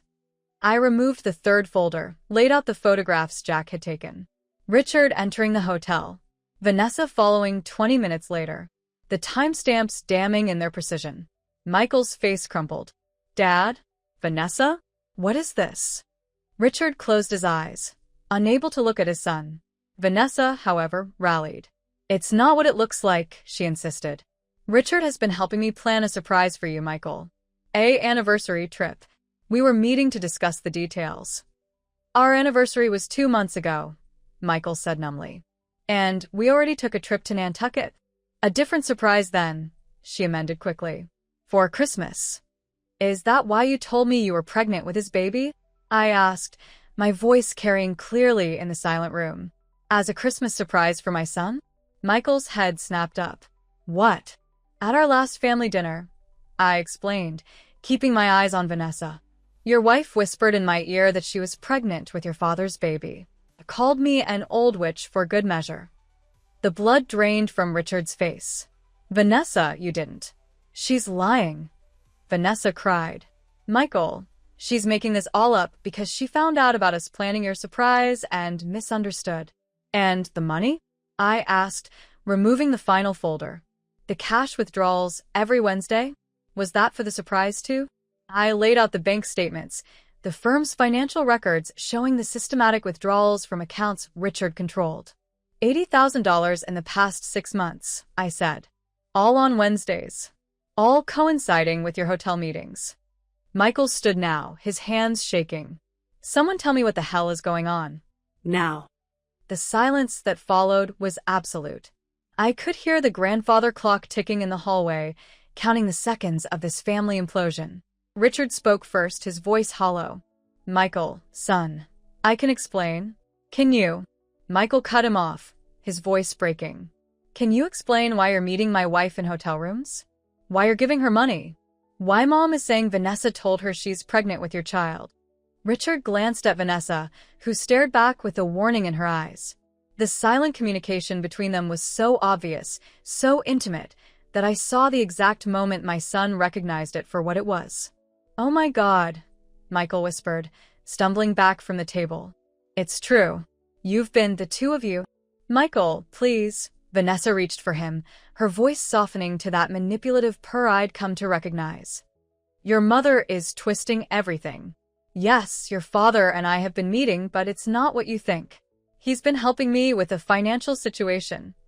By giving you $80,000 of company money? Michael demanded. For what? What kind of financial situation requires secret hotel meetings? I remained silent, letting the scene unfold. This was their reckoning, not mine. My task had been to bring the truth to light. How they dealt with it was up to them. Richard stood, reaching for his son. Michael, I never meant to hurt you. It just happened. Vanessa and I. Don't. Michael jerked away from his father's touch. Don't you dare try to justify this. My wife and my father. The two people I trusted most in the world. He turned to Vanessa, his face contorted with pain. And you? Were you ever going to tell me? Or was I just a stepping stone to get to the real Whitley money? Her face hardened, the mask of loving wife slipping away entirely. Don't be pathetic, Michael. You knew what our marriage was from the beginning. Did I? He asked, his voice small. Because I thought I married someone who loved me. Love, she scoffed. What does love get you? A tiny architect's salary? A cramped condo we can barely afford? Your father understood what I needed. And what was that? Michael asked. Money? Status? Was any of it real? She didn't answer, which was answer enough. Richard moved toward her. Vanessa, we agreed to handle this differently. To wait until… Until what? I interrupted, unable to remain silent any longer. Until you'd secured your exit strategy? Until you'd hidden enough assets that I'd be left with nothing when you left me for our son's wife. Richard turned to me, his expression a mixture of guilt and defiance. You don't understand, Margaret. Vanessa and I, we have a connection. Something I haven't felt in years. Oh, I understand perfectly, I replied, my voice steady despite the storm inside me. You have a connection to a younger woman who makes you feel important again. And she has a connection to your money, your status, your firm. It's the oldest story in the world, Richard. Michael was staring at his father as if seeing him for the first time. How long? How long has this been going on? Richard hesitated.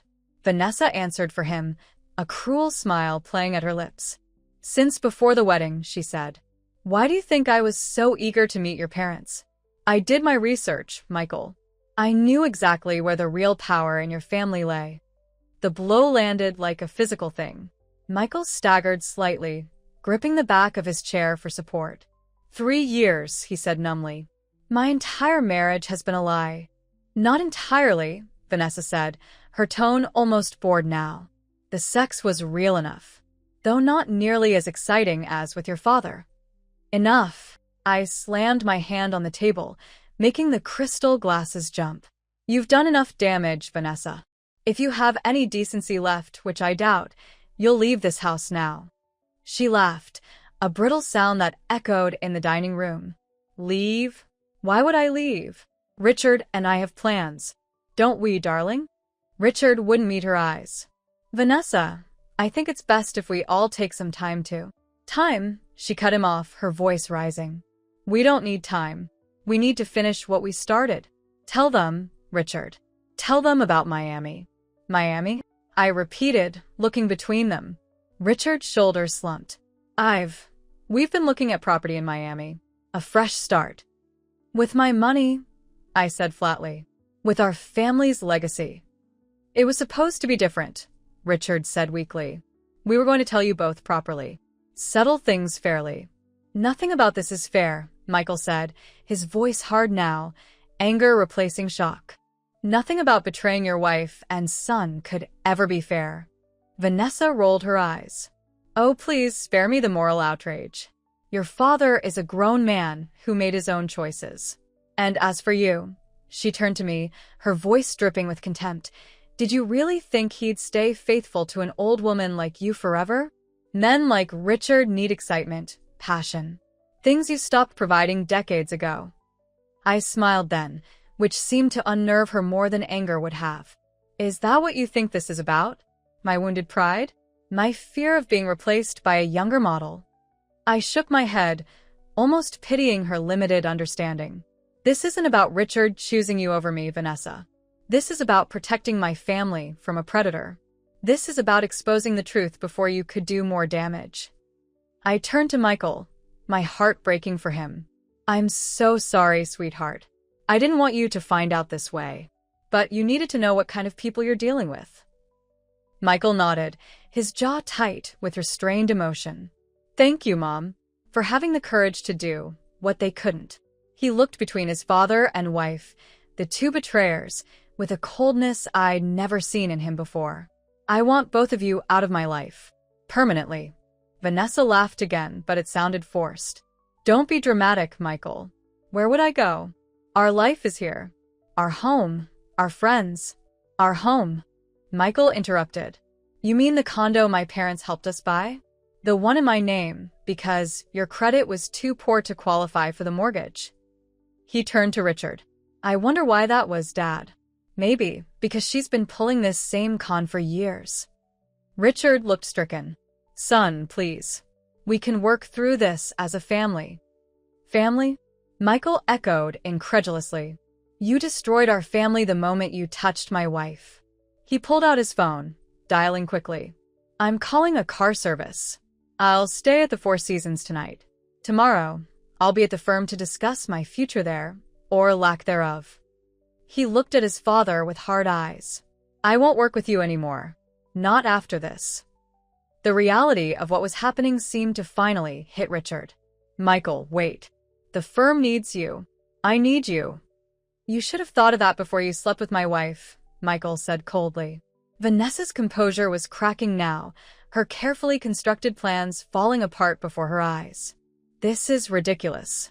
All of this drama over nothing. So Richard and I fell in love. It happens every day. Love. I couldn't help but laugh. Is that what you call it? Tell me, Vanessa, do you love Richard enough to stay with him without the Whitley fortune? Without the firm? Without the status and money you've been so carefully plotting to obtain? She flushed, caught off guard by the direct question. Of course, that's not the point. It's exactly the point, I said. You don't love Richard. You love what he represents, what he can give you, just like you didn't love Michael, or husband number one, or husband number two. I reached for the final document I hadn't yet shared, a copy of Vanessa's prenuptial agreement with Michael, one that Richard and I had insisted upon, much to Michael's chagrin at the time. And unfortunately for you, I continued, sliding the document across the table, what Richard can actually give you is quite limited, especially after tonight. Michael glanced at the prenup, then back at me, understanding dawning. The infidelity clause.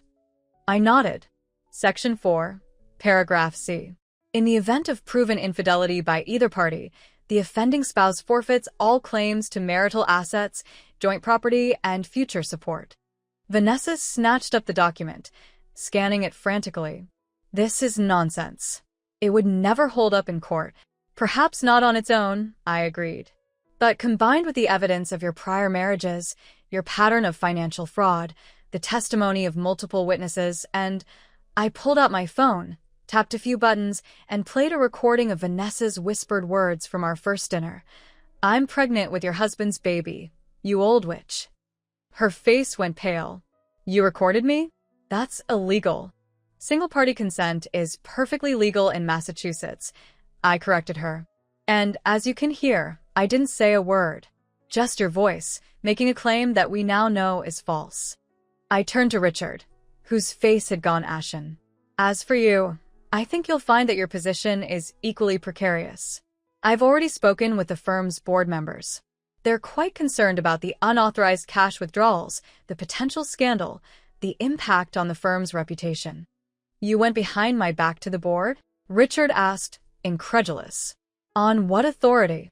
On the authority of a founding partner's wife who helped build that firm from nothing, I replied evenly. On the authority of someone who has known those board members for decades, hosted them in her home, supported their charitable endeavors, earned their trust and respect. I leaned forward, my voice lowering. Did you really think they'd choose you and your mistress over the stability of the firm?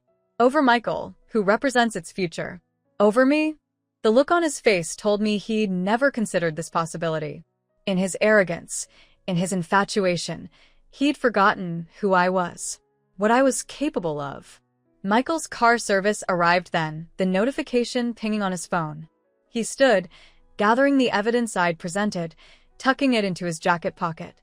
I'll have my lawyer contact you both tomorrow, he said, his voice tight with controlled emotion. Don't try to call me. Don't try to explain. It's over. He came to my side, bent to kiss my cheek. I'm sorry, Mom. For everything. You have nothing to be sorry for, I told him, squeezing his hand. This isn't your fault.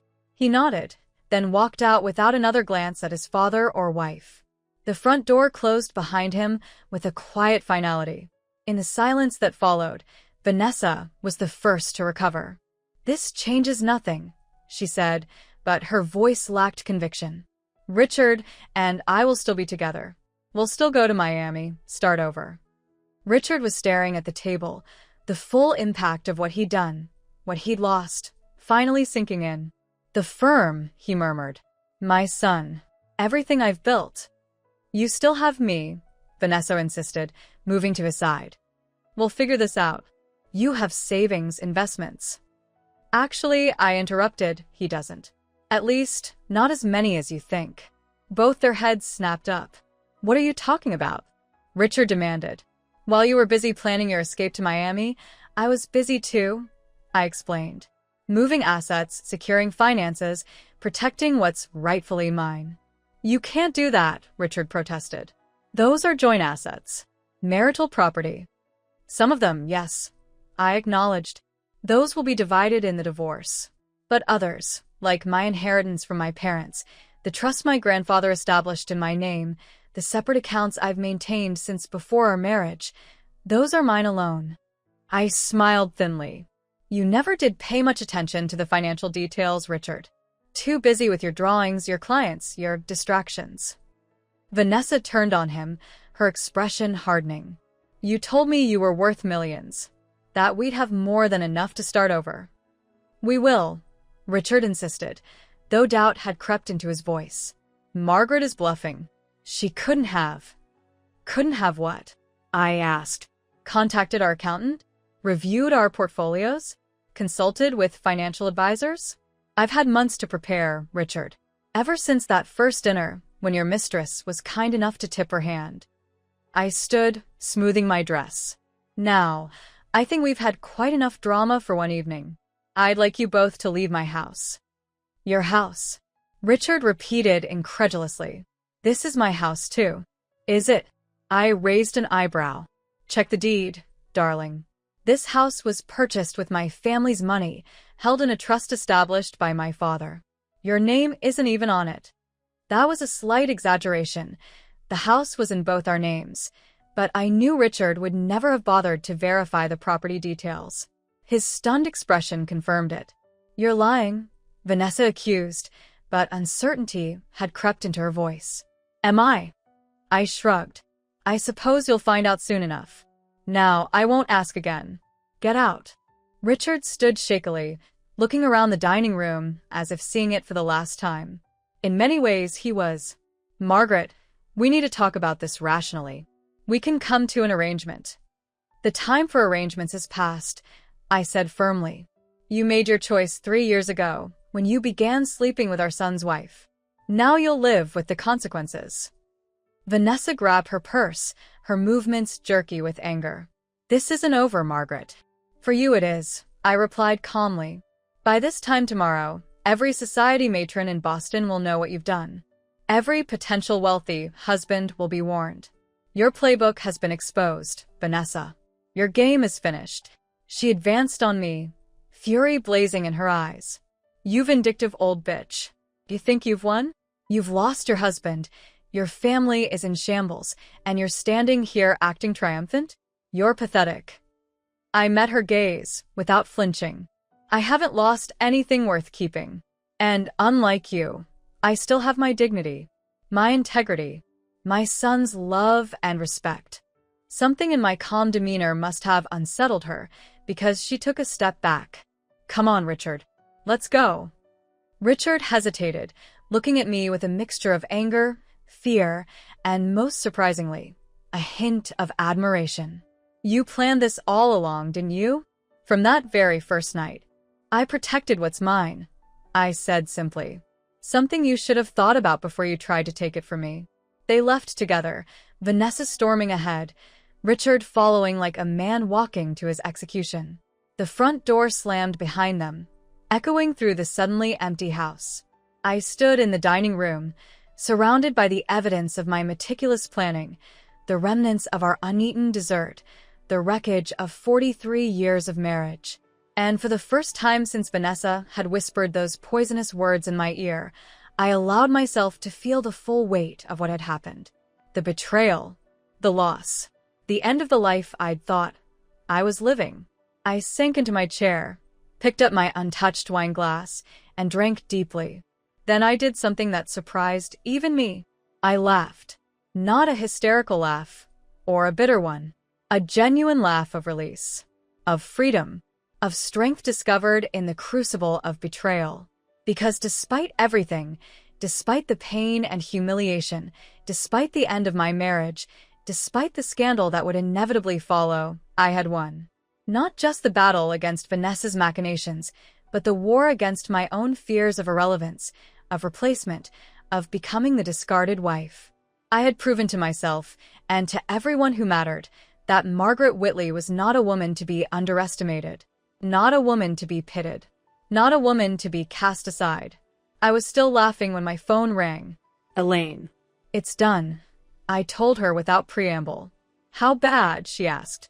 Total nuclear destruction, I replied. Richard and Vanessa have left together. Michael has gone to the Four Seasons.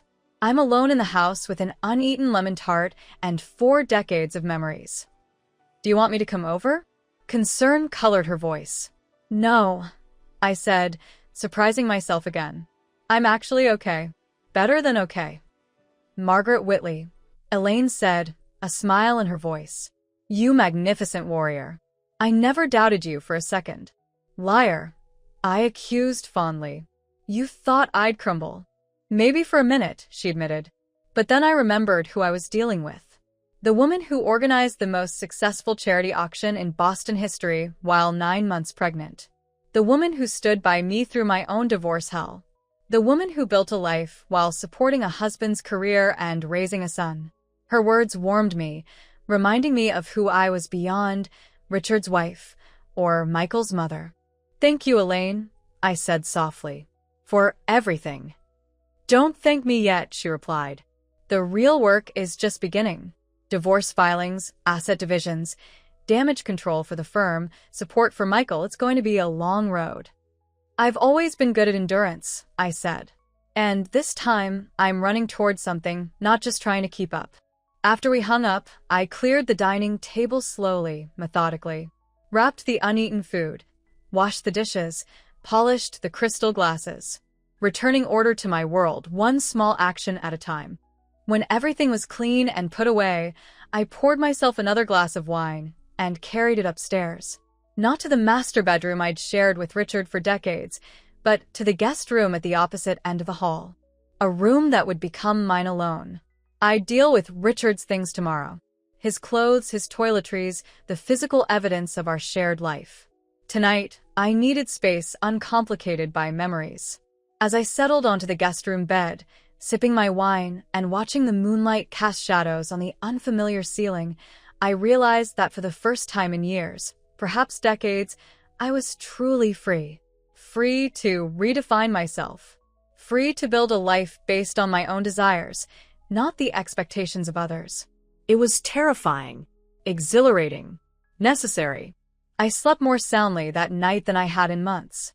The next morning brought clarity with the dawn. I woke early, made coffee, and methodically listed what needed to be done. First priority, Michael. I called the Four Seasons, asked to be connected to his room. Mom? He sounded exhausted, his voice raw. Are you okay? I was about to ask you the same thing, I replied. How did you sleep? A hollow laugh. I didn't. Kept replaying everything in my mind, trying to see the signs I missed. There must have been so many. Don't do that to yourself, I advised gently. Hindsight makes prophets of us all. We see what we want to see in those we love. Did you? See it, I mean? Before she told you, I hesitated, weighing honesty against comfort. I sensed something wasn't right with Vanessa from the beginning. But no, I never imagined this specific betrayal. He sighed heavily. I feel so stupid. So blind. You trusted the people who should have been most trustworthy, I said firmly. That's not stupidity, Michael. That's humanity. What happens now? He asked, sounding suddenly young, uncertain. Now we rebuild, I told him. Separately, together, however we need to. But first, I'd like you to come to breakfast. There's a small cafe near the hotel, Cafe Tat. Meet me there in an hour. He agreed, and I spent the next 45 minutes preparing for the day. I dressed carefully in a pale blue suit that had always given me confidence, pearls at my throat and ears. Makeup understated but perfect. Armor for the battles ahead. Michael was waiting when I arrived at the cafe, hunched over a coffee cup, dark circles beneath his eyes. He stood when he saw me, enfolding me in a hug that reminded me of when he was a child seeking comfort after a nightmare. Mom, he murmured into my hair. I'm so sorry. None of that, I said firmly, drawing back to look at him. You have absolutely nothing to apologize for. We settled at a table in the corner, ordered breakfast neither of us would eat much of, and began the difficult conversation of what came next. I called a lawyer this morning, Michael said. Divorce proceedings will start today.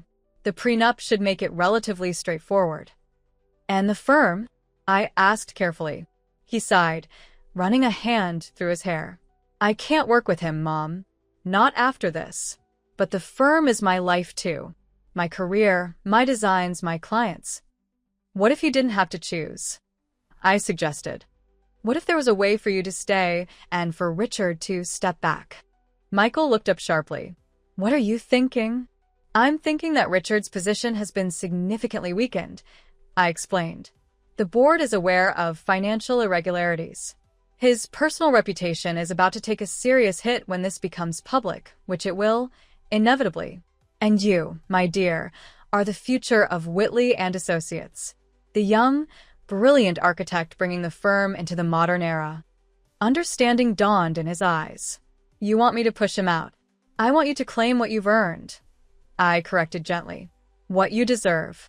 What he was willing to sacrifice for a younger woman's attention. Michael was quiet for a long moment, stirring his cooling coffee. It feels wrong, taking advantage of his mistake. It wasn't a mistake, I said, more sharply than intended.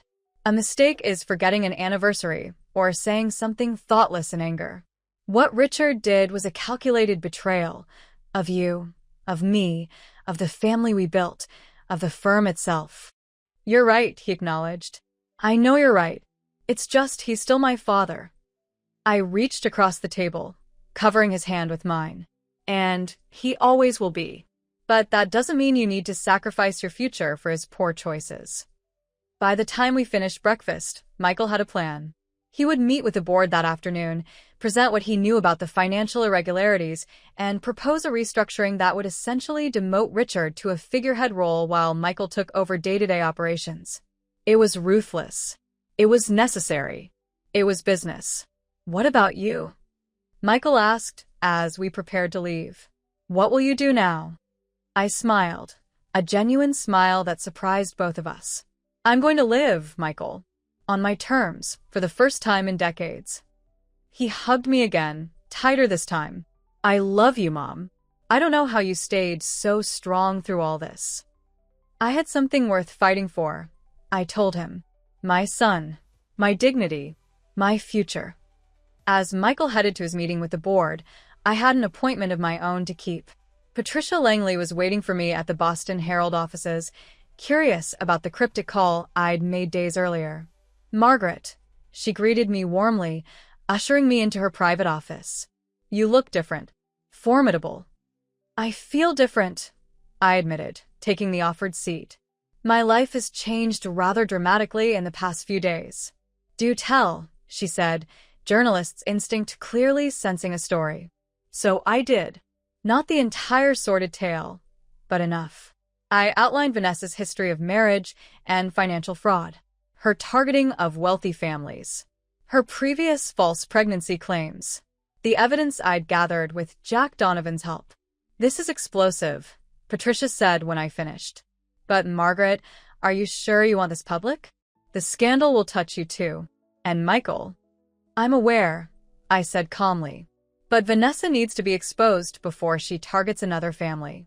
And frankly, I refuse to slink away in shame as if I've done something wrong. Patricia studied me thoughtfully. What exactly are you proposing? An exposé, I said.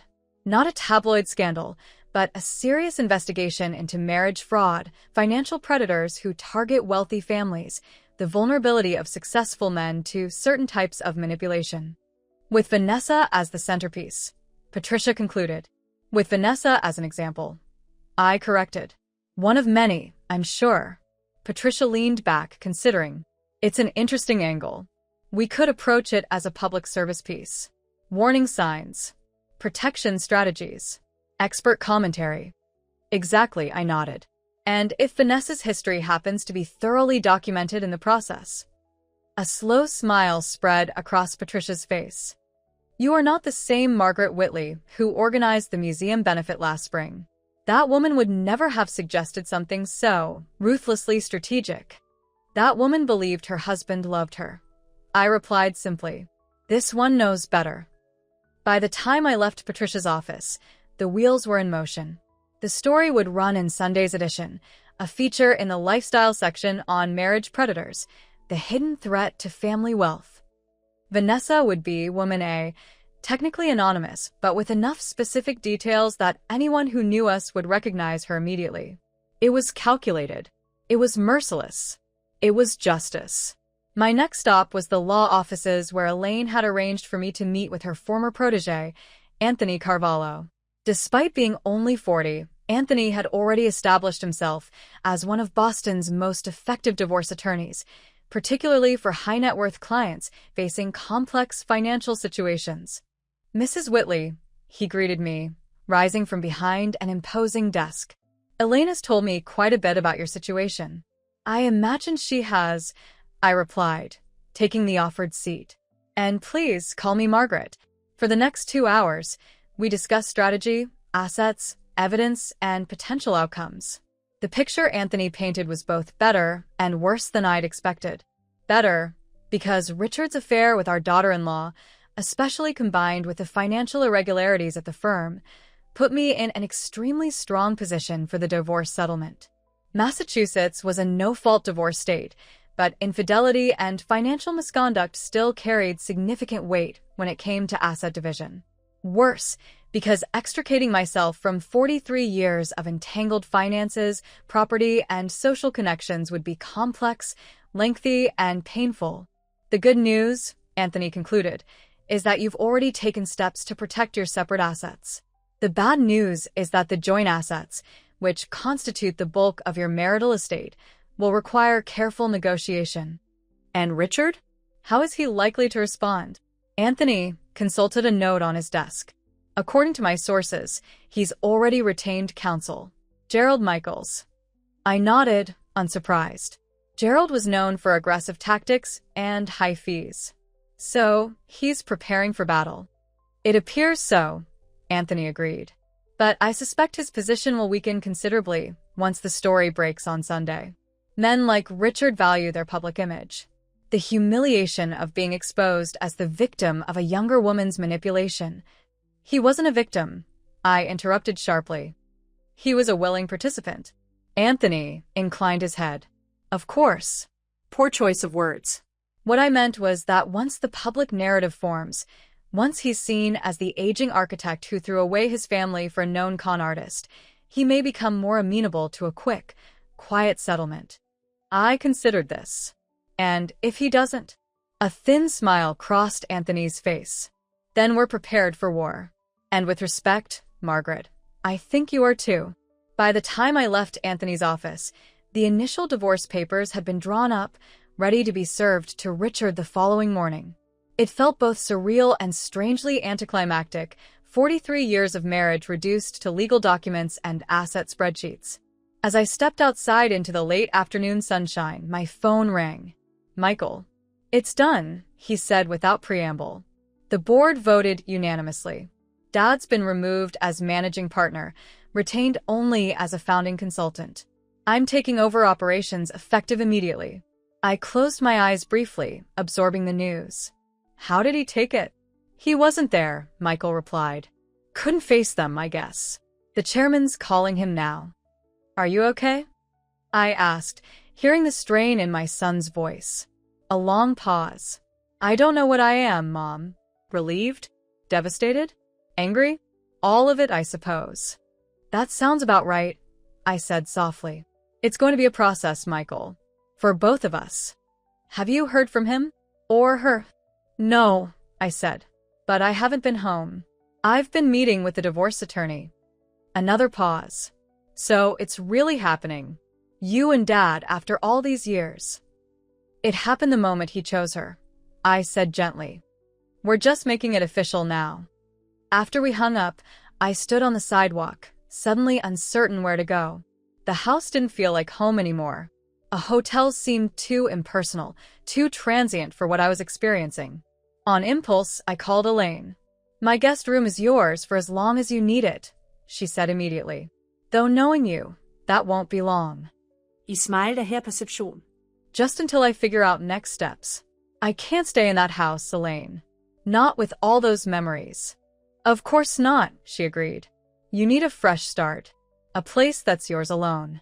The idea resonated deeply. A place that was mine alone. Not Richard's wife's home. Not Michael's mother's house. Mine. "Thank you," I told her. "I'll be there in an hour. I just need to stop by the house to pack some things." "Be careful," she warned. "Richard might be there." "I'm counting on it," I replied. The drive home, to the house, I corrected myself, not home anymore, gave me time to prepare. To armor myself against whatever confrontation might await. But when I pulled into the driveway, there was no sign of Richard's car. The house stood silent, exactly as I'd left it that morning. I used my key, feeling strangely like a visitor as I stepped inside. "Richard?" I called, but received no answer. Moving quickly, I went upstairs to our bedroom, his bedroom now, I suppose, and began gathering what I needed. Clothes, toiletries, jewelry, important documents.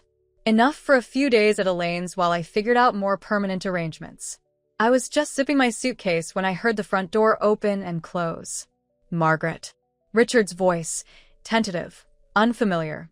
I took a deep breath, straightened my shoulders, and went downstairs to face my husband one last time. He looked terrible, unshaven, hair disheveled, wearing the same clothes from last night's dinner. His eyes were bloodshot, his complexion gray with exhaustion. "You're packing," he said, noticing the suitcase in my hand. "Yes," I replied simply. He nodded, seeming unsurprised. "I just came from the office. Or what used to be my office. They've already changed the locks." I said nothing, waiting. "Did you know," he asked, "about the board meeting? About Michael taking over?" "I knew it was a possibility," I answered honestly. "Michael earned that position, Richard. Long before any of this happened." He sank onto the bottom stair, suddenly looking every one of his 68 years. "I've lost everything. The firm. My son." You. "Yes," I agreed, my voice steady. "You have. And Vanessa." He trailed off, a bitter laugh escaping him. "She's gone too. Took the money I gave her and disappeared. Wouldn't even answer my calls after the board decision." I wasn't surprised. Once Richard's utility had ended, once his power and money were compromised, Vanessa had no use for him. It was exactly what I'd expected, though I took no pleasure in being right. "I'm sorry," I said, and meant it. Not for his losses. Those were entirely self-inflicted, but for the broken man before me. The husband I'd once loved. The father of my son. "Are you?" he asked, looking up at me with red-rimmed eyes. "After what I did to you?" "I'm sorry for the man I thought you were," I clarified. "For the life we might have had if you'd been that man in truth." He nodded slowly. "I deserve that. I deserve all of this." "Yes," I said again. "You do." "Where will you go?" he asked. "To Elaine's for now. After that." I shrugged. "I haven't decided yet." "You could stay," he offered weakly. "This is your house too. More yours than mine, apparently." "No," I said firmly. "I can't stay here. Too many memories. Too much betrayal." He flinched as if I'd struck him. "I never meant to hurt you, Margaret. And yet you did," I replied. "Deliberately, repeatedly, for years. That's not an accident, Richard. That's a choice." "I loved you," he said, his voice breaking. "For most of our marriage, I truly did." "I believe you," I said, surprising both of us with my sincerity. "But it wasn't enough, was it? My love, my support, my dedication to our family, none of it was enough to keep you faithful." He had no answer for that. "The divorce papers will be served tomorrow," I continued, my voice steady. "I suggest you review them with your attorney before responding. Gerald Michaels," he confirmed dully, "though I'm not sure I can afford him now." "You'll manage," I said, unmoved by his self-pity. You still have your reputation, your expertise, your client relationships. You'll rebuild. And us? He asked, a desperate note entering his voice. Is there any chance? No. I cut him off gently but firmly. There isn't. There never will be. He nodded, acceptance finally settling over him. I destroyed everything. Yes, I agreed. But that's not my problem anymore. I moved past him toward the door, suitcase in hand, pausing only to look back one last time at the man I'd shared my life with. Not with hatred or even anger, but with a strange, sad clarity. Goodbye, Richard. Elaine's guest room became my sanctuary for the next week. A neutral space where I could sleep without memories, plan without distractions, begin the process of reinvention. The divorce filing made headlines in the business section. Renowned architect Richard Whitley faces divorce amid firm restructuring. But the real bombshell dropped that Sunday with the Herald's feature article. Marriage Predators, the hidden threat to family wealth. The headline blazed across the lifestyle section, accompanied by a stock photo of a young woman in designer clothes examining an older man's expensive watch. The article was masterful, clinical enough to appear objective, detailed enough to be devastating. Patricia had done her research. Not only did the piece outline Woman A's history of targeting wealthy men, complete with anonymous quotes from previous husbands, but it included expert commentary from psychologists, financial advisors, and family law specialists. A sidebar listed warning signs of potential marriage predators, and another offered prevention strategies for high-net-worth families. Nowhere did it mention the Whitley name directly. It didn't have to. Anyone familiar with Boston society could connect the dots, especially given the timing of the article and the recent news about Richard's professional downfall. By Monday morning, my phone was buzzing constantly with calls and texts from friends, acquaintances, and various society matrons. I ignored most, responding only to those closest to me with a simple, "I'm taking some time for myself, but I appreciate your concern." Elaine handled the more persistent callers. "Margaret is not available for comment or consolation," she told them briskly. "And if you're calling out of curiosity rather than genuine concern, I suggest you subscribe to the Herald. It's far more informative than I'm authorized to be." By Wednesday, the story had evolved beyond Boston's social circles to become national news. A morning show did a segment on financial predators, when marriage is the con, featuring an interview with a fraud specialist who cited a recent case in Boston as a textbook example. Through it all, I maintained my silence. Let the world speculate, gossip, draw its own conclusions. I had more important matters to focus on, namely building my new life. "You need your own place," Elaine declared over breakfast on Thursday morning. "Somewhere completely different from that mausoleum you shared with Richard." I smilte her karakteristisk blondsnes. "I've been thinking the same thing. Perhaps a condo in Back Bay. Something modern, minimal." "Perfect," she nodded approvingly. "A clean slate. And what about work? Volunteer positions? How will you fill your days?" It was a good question. For decades, my identity had been wrapped up in being Richard's wife, Michael's mother, the perfect hostess, the reliable charity organizer. Now I had the freedom and the challenge of defining myself on my own terms.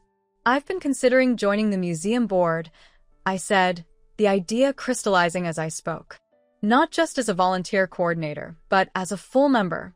They've asked before, but Richard always thought it would take too much time away from my real responsibilities." Elaine snorted, "Which apparently included being available whenever he deigned to notice you." "Something like that," I agreed wryly. "The museum board would be lucky to have you," she said firmly. "What else?" I hesitated, then shared the idea that had been growing in my mind. "I've also been thinking about starting a foundation. Something to help women in transition, divorce, widowhood, career changes later in life." Elaine's eyes lit up. "Margaret, that's brilliant. Using your experience to help others navigate similar challenges." "It's just an idea at this stage," I cautioned. "But with the settlement from Richard, which will be substantial," Elaine interjected, "I could fund it myself initially, then seek additional support once it's established." "I love it," Elaine declared. The Margaret Whitley Foundation for Women in Transition. Or something catchier, of course. I laughed, the sound still somewhat unfamiliar after the emotional tumult of recent weeks. Let's not get ahead of ourselves. I need to finalize the divorce first. Speaking of which, Elaine said, checking her watch, "Isn't your meeting with Anthony this morning?" I nodded, rising to clear our breakfast dishes. 10 o'clock. Apparently, Richard has responded to the initial filing. And, Elaine prompted, "And I'll find out when I get there," I replied, maintaining the composure that had become my trademark through this ordeal. Anthony's office was as imposing as before, but I entered with greater confidence this time, less overwhelmed by the circumstances that had brought me there. "Margaret," he greeted me, rising from behind his desk. "Thank you for coming in." "Of course," I replied, taking my seat. "What's the latest?" Anthony opened a folder on his desk. "I've received Richard's initial response through his attorney. It's unexpected." I raised an eyebrow. "How so?" "He's not contesting anything," Anthony said, clearly surprised himself. "He's accepted all our terms, the asset division, the property allocations, everything." I blinked, processing this information. That doesn't sound like Gerald Michael's advice. It wasn't, Anthony confirmed. In fact, Gerald has withdrawn as counsel. Richard is now represented by Barbara Chen, a much more mediation-oriented attorney. "I see," I said slowly. "And the terms he's accepted, they're favorable to me?" "Extremely," Anthony nodded. "Essentially what we asked for in our most aggressive scenario. You'll retain your separate assets entirely, plus 60% of the joint marital assets. The Beacon Hill house will be sold, with proceeds split 60-40 in your favor. Your share of Richard's pension and retirement accounts is secured. Even the artwork and antiques have been divided largely, as we requested." I sat back, genuinely surprised. Why would he agree to all this? It's far more than a court would likely award, even given the circumstances. Anthony's expression was thoughtful. "I can only speculate, but based on my experience, I'd say there are several factors. The public humiliation from the Herald article, the loss of his position at the firm, the estrangement from your son, and perhaps, just perhaps, a genuine acknowledgement of the harm he's caused." I considered this, not quite ready to attribute noble motives to Richard. Or he simply wants this over with as quickly and quietly as possible. That too, Anthony conceded. "But whatever his reasons, this is an excellent outcome for you, Margaret. We can finalize the divorce in a matter of weeks rather than the months or even years of litigation we were preparing for." "And then it's done," I said quietly. 43 years, ended with signatures on legal documents. Anthony's expression softened. "The legal end of a marriage is never the whole story. The history you shared, the son you raised, those remain, regardless of how things ended." I nodded, unexpectedly touched by his insight. "You're right, of course. Thank you, Anthony." As I left his office, I felt lighter somehow. The path forward was clearing, the obstacles falling away more easily than I'd anticipated. Richard's capitulation was a surprise, but a welcome one. Perhaps he had found some small measure of honor in the end, or at least the wisdom to accept the consequences of his actions. My next stop was the Boston Museum of Fine Arts, where I'd arranged to meet with Elizabeth Harrington, the board chairwoman. We'd known each other for years through various charity events, but our relationship had been cordial rather than close. "Margaret," she greeted me warmly in the museum cafe. "I'm so glad you called. And may I say, you're looking remarkably well, given everything." I smiled, appreciating her tact. "Thank you, Elizabeth. It's been an eventful few weeks, to say the least." That article in the Herald, she shook her head. Devastating. Though I must say, it was a public service. Several women in my circle are now scrutinizing their sons' relationships with new eyes. That was rather the point, I acknowledged, seeing no reason to deny my involvement. Elizabeth was too smart not to have guessed anyway. Her eyes widened slightly. "Well done, then." "Very well done indeed." We sipped our tea, the conversation shifting to museum matters, upcoming exhibitions, fundraising goals, board vacancies. Which brings me to the reason I asked to meet. I said, finally. I understand there's an opening on the board following Judge Peterson's retirement. Elizabeth smiled knowingly. There is. And your name has been mentioned several times as a potential replacement. I'd like to formally express my interest, I said. I believe I could bring valuable perspective and experience to the role. Not to mention considerable fundraising connections, Elizabeth added pragmatically. Even with the changes in your personal circumstances, you remain one of Boston's most respected social figures. Perhaps even more so now. I raised an eyebrow. Because I didn't slink away in shame when my husband betrayed me? Precisely, she confirmed unapologetically. You've handled an impossible situation with remarkable grace and strategic thinking. Those are exactly the qualities we need on the board.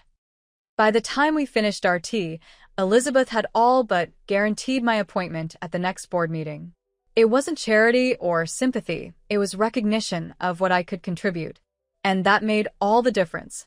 As I walked through the museum afterward, admiring paintings I'd seen dozens of times before, but somehow now noticed with fresh eyes, my phone rang. Michael. Mom, he said when I answered. Are you free for dinner tonight? There's someone I'd like you to meet. I paused, surprised. Someone? That sounds intriguing. Her name is Claire, he said, a hint of nervousness in his voice. She's an architectural historian I met through work last year. We've been talking a lot since everything happened. I see, I said carefully. And this talking has progressed to dinner introductions? He laughed softly. Nothing like that. She's just been a good friend through all this. Help me process everything. I think you'd like her. Then I'd love to meet her, I said sincerely. Where and when? We arranged to meet at a small Italian restaurant in the North End, neutral territory, far from the memories associated with either our family home or Michael and Vanessa's condo.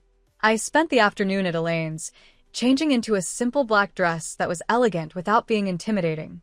For a friendship dinner, not an inquisition, I reminded myself. The restaurant was warm and inviting, with exposed brick walls and the scent of garlic and basil permeating the air.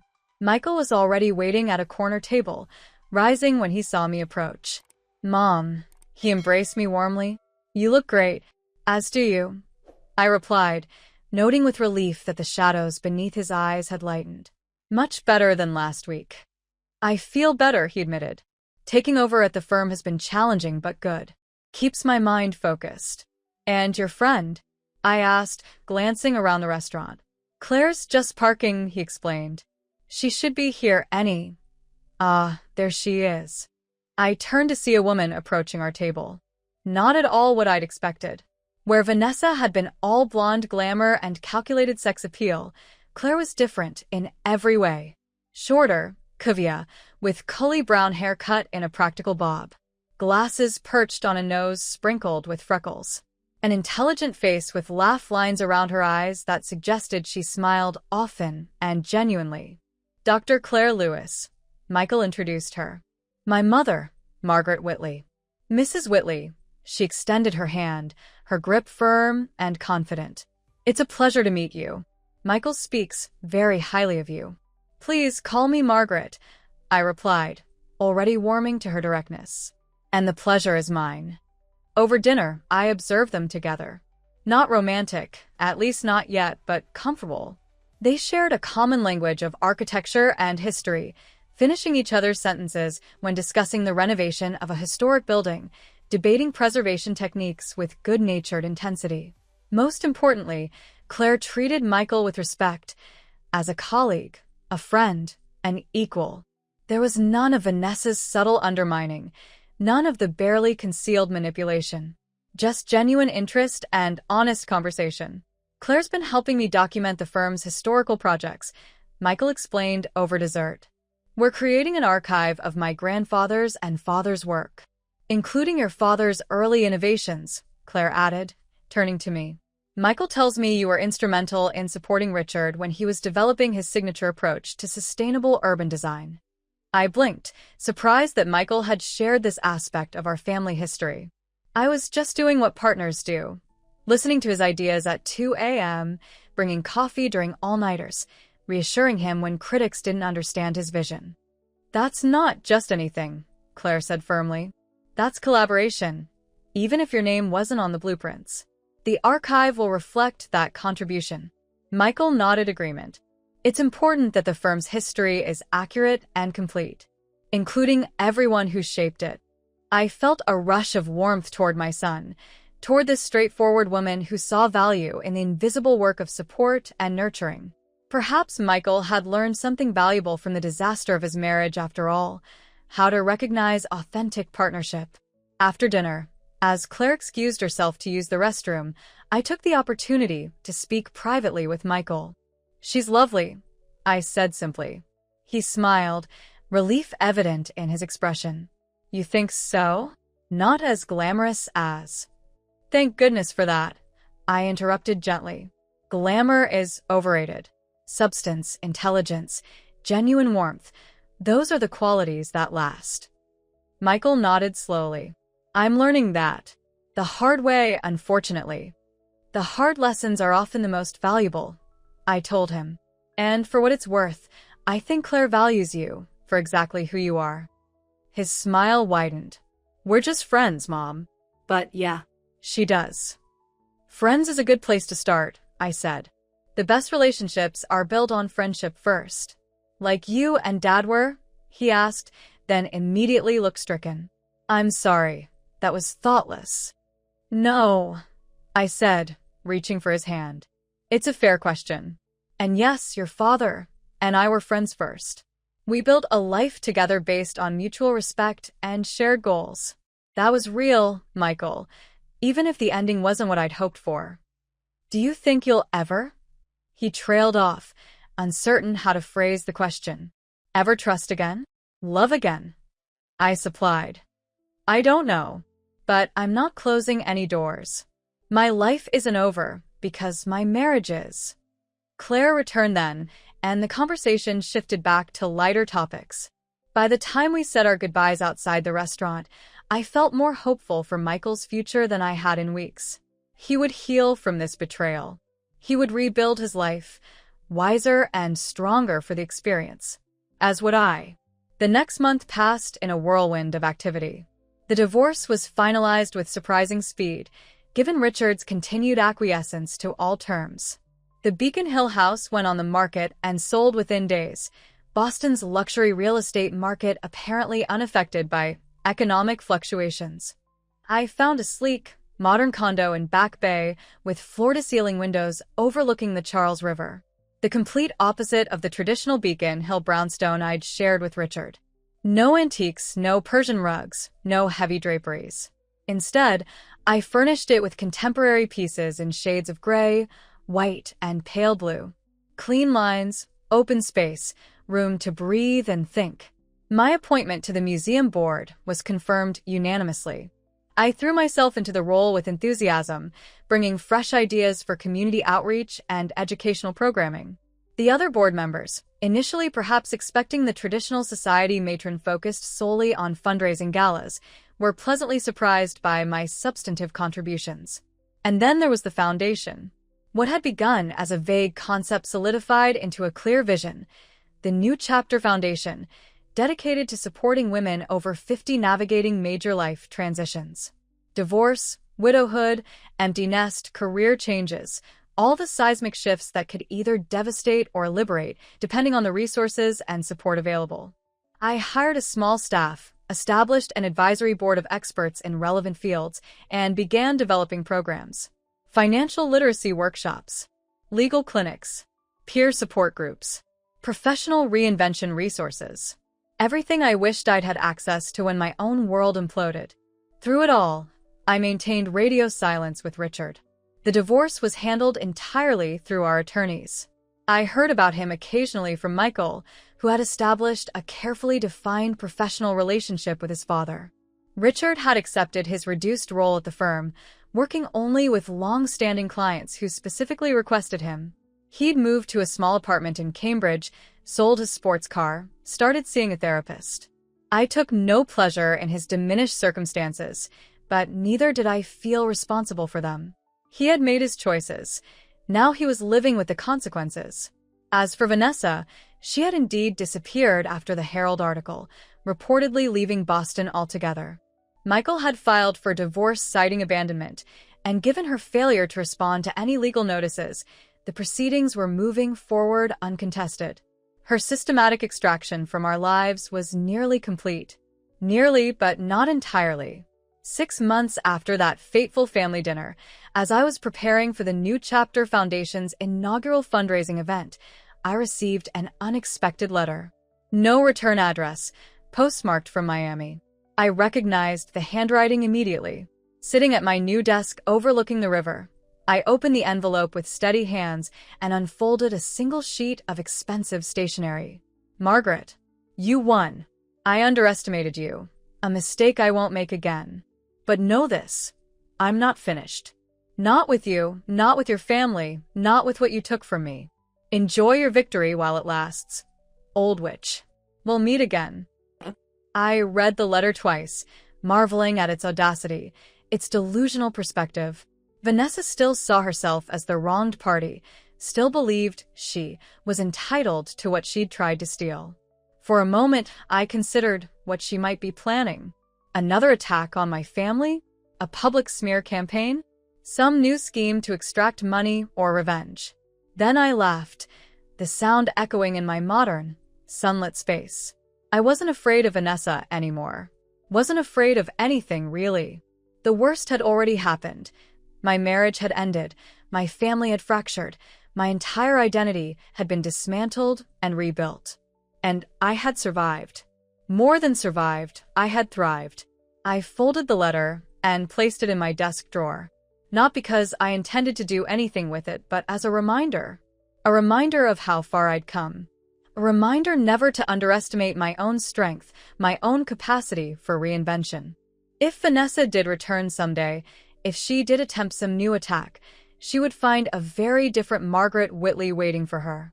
Not a devastated wife, not a shattered mother, but a woman who had faced betrayal and emerged victorious. A woman who had reclaimed her power, her purpose, her life. Let her come, I thought calmly. I'll be ready. That evening, the New Chapter Foundation's fundraising gala exceeded all expectations. Held in the museum's sculpture garden, illuminated by thousands of twinkling lights, it drew Boston's elite, many curious to see how the former Mrs. Richard Whitley was faring after the scandal. What they found was not a bitter divorcee nursing wounds and seeking sympathy, but a confident, purposeful woman in a striking midnight blue gown, articulating a vision for helping others navigate life's most challenging transitions. Change is inevitable, I told the assembled crowd during my brief remarks. Loss is unavoidable. Betrayal, unfortunately, is all too common. But what defines us is not the crises we face, but how we respond to them. Not the blows we suffer, but our determination to rise again. The applause was thunderous. The donations generous. The foundation was launched with resources beyond my most optimistic projections. Later, as the event wound down, I found myself in a quiet corner of the garden with Elaine, sharing a moment of reflection. "Did you ever imagine, 6 months ago, that you'd be here?" she asked, gesturing to encompass not just the successful event, but everything it represented, my new life, my renewed purpose. "Never," I admitted. I couldn't see past the betrayal, the humiliation, the loss. I was fighting purely on instinct.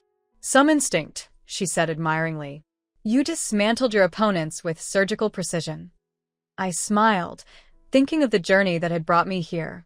I didn't set out to destroy anyone, you know. Not even Vanessa. I just refused to be destroyed myself. And in the process, created something beautiful, Elaine said, nodding toward the foundation's elegant logo displayed throughout the venue. Something that will help countless women find their own strength. From ashes to purpose, I mused. Not a bad transformation. Speaking of transformations, Elaine's tone turned conspiratorial. "Have you seen who just arrived?" Fashionably late, of course. I followed her gaze to the garden entrance, where a distinguished man in his early 70s was speaking with one of the foundation's board members. Silver-haired, impeccably dressed in a tailored suit, with intelligent eyes behind stylish glasses. Judge William Harrington. I identified him. Elizabeth's brother-in-law. Recently widowed, if I recall correctly. Recently single, considerable resources, impressive intellect, and Elaine paused for emphasis. He's been asking about you specifically. I raised an eyebrow. Matchmaking, Elaine? Really? Introducing two interesting people who might enjoy each other's company, she corrected primly. Nothing more, nothing less. Before I could respond, Judge Harrington glanced in our direction. Our eyes met briefly across the garden. He smiled, a warm, genuine smile that reached his eyes, and inclined his head in acknowledgement. I found myself smiling back. Well, Elaine prompted. Shall I make the introduction, or would you prefer to maintain your splendid isolation indefinitely? I considered the question seriously. 6 months ago, the idea of meeting someone new, especially a man, would have been unthinkable. The wounds were too fresh, the trust too thoroughly shattered. But now? You know, I said slowly, I think I might be ready for another new chapter. Elaine squeezed my hand. That's my girl. As we moved through the garden toward Judge Harrington, I felt a surprising flutter of anticipation. Not because I needed a man in my life. I'd proven conclusively that I did not, but because I was curious, open to possibilities, ready to explore what else life might hold for Margaret Whitley, woman of substance, architect of her own future.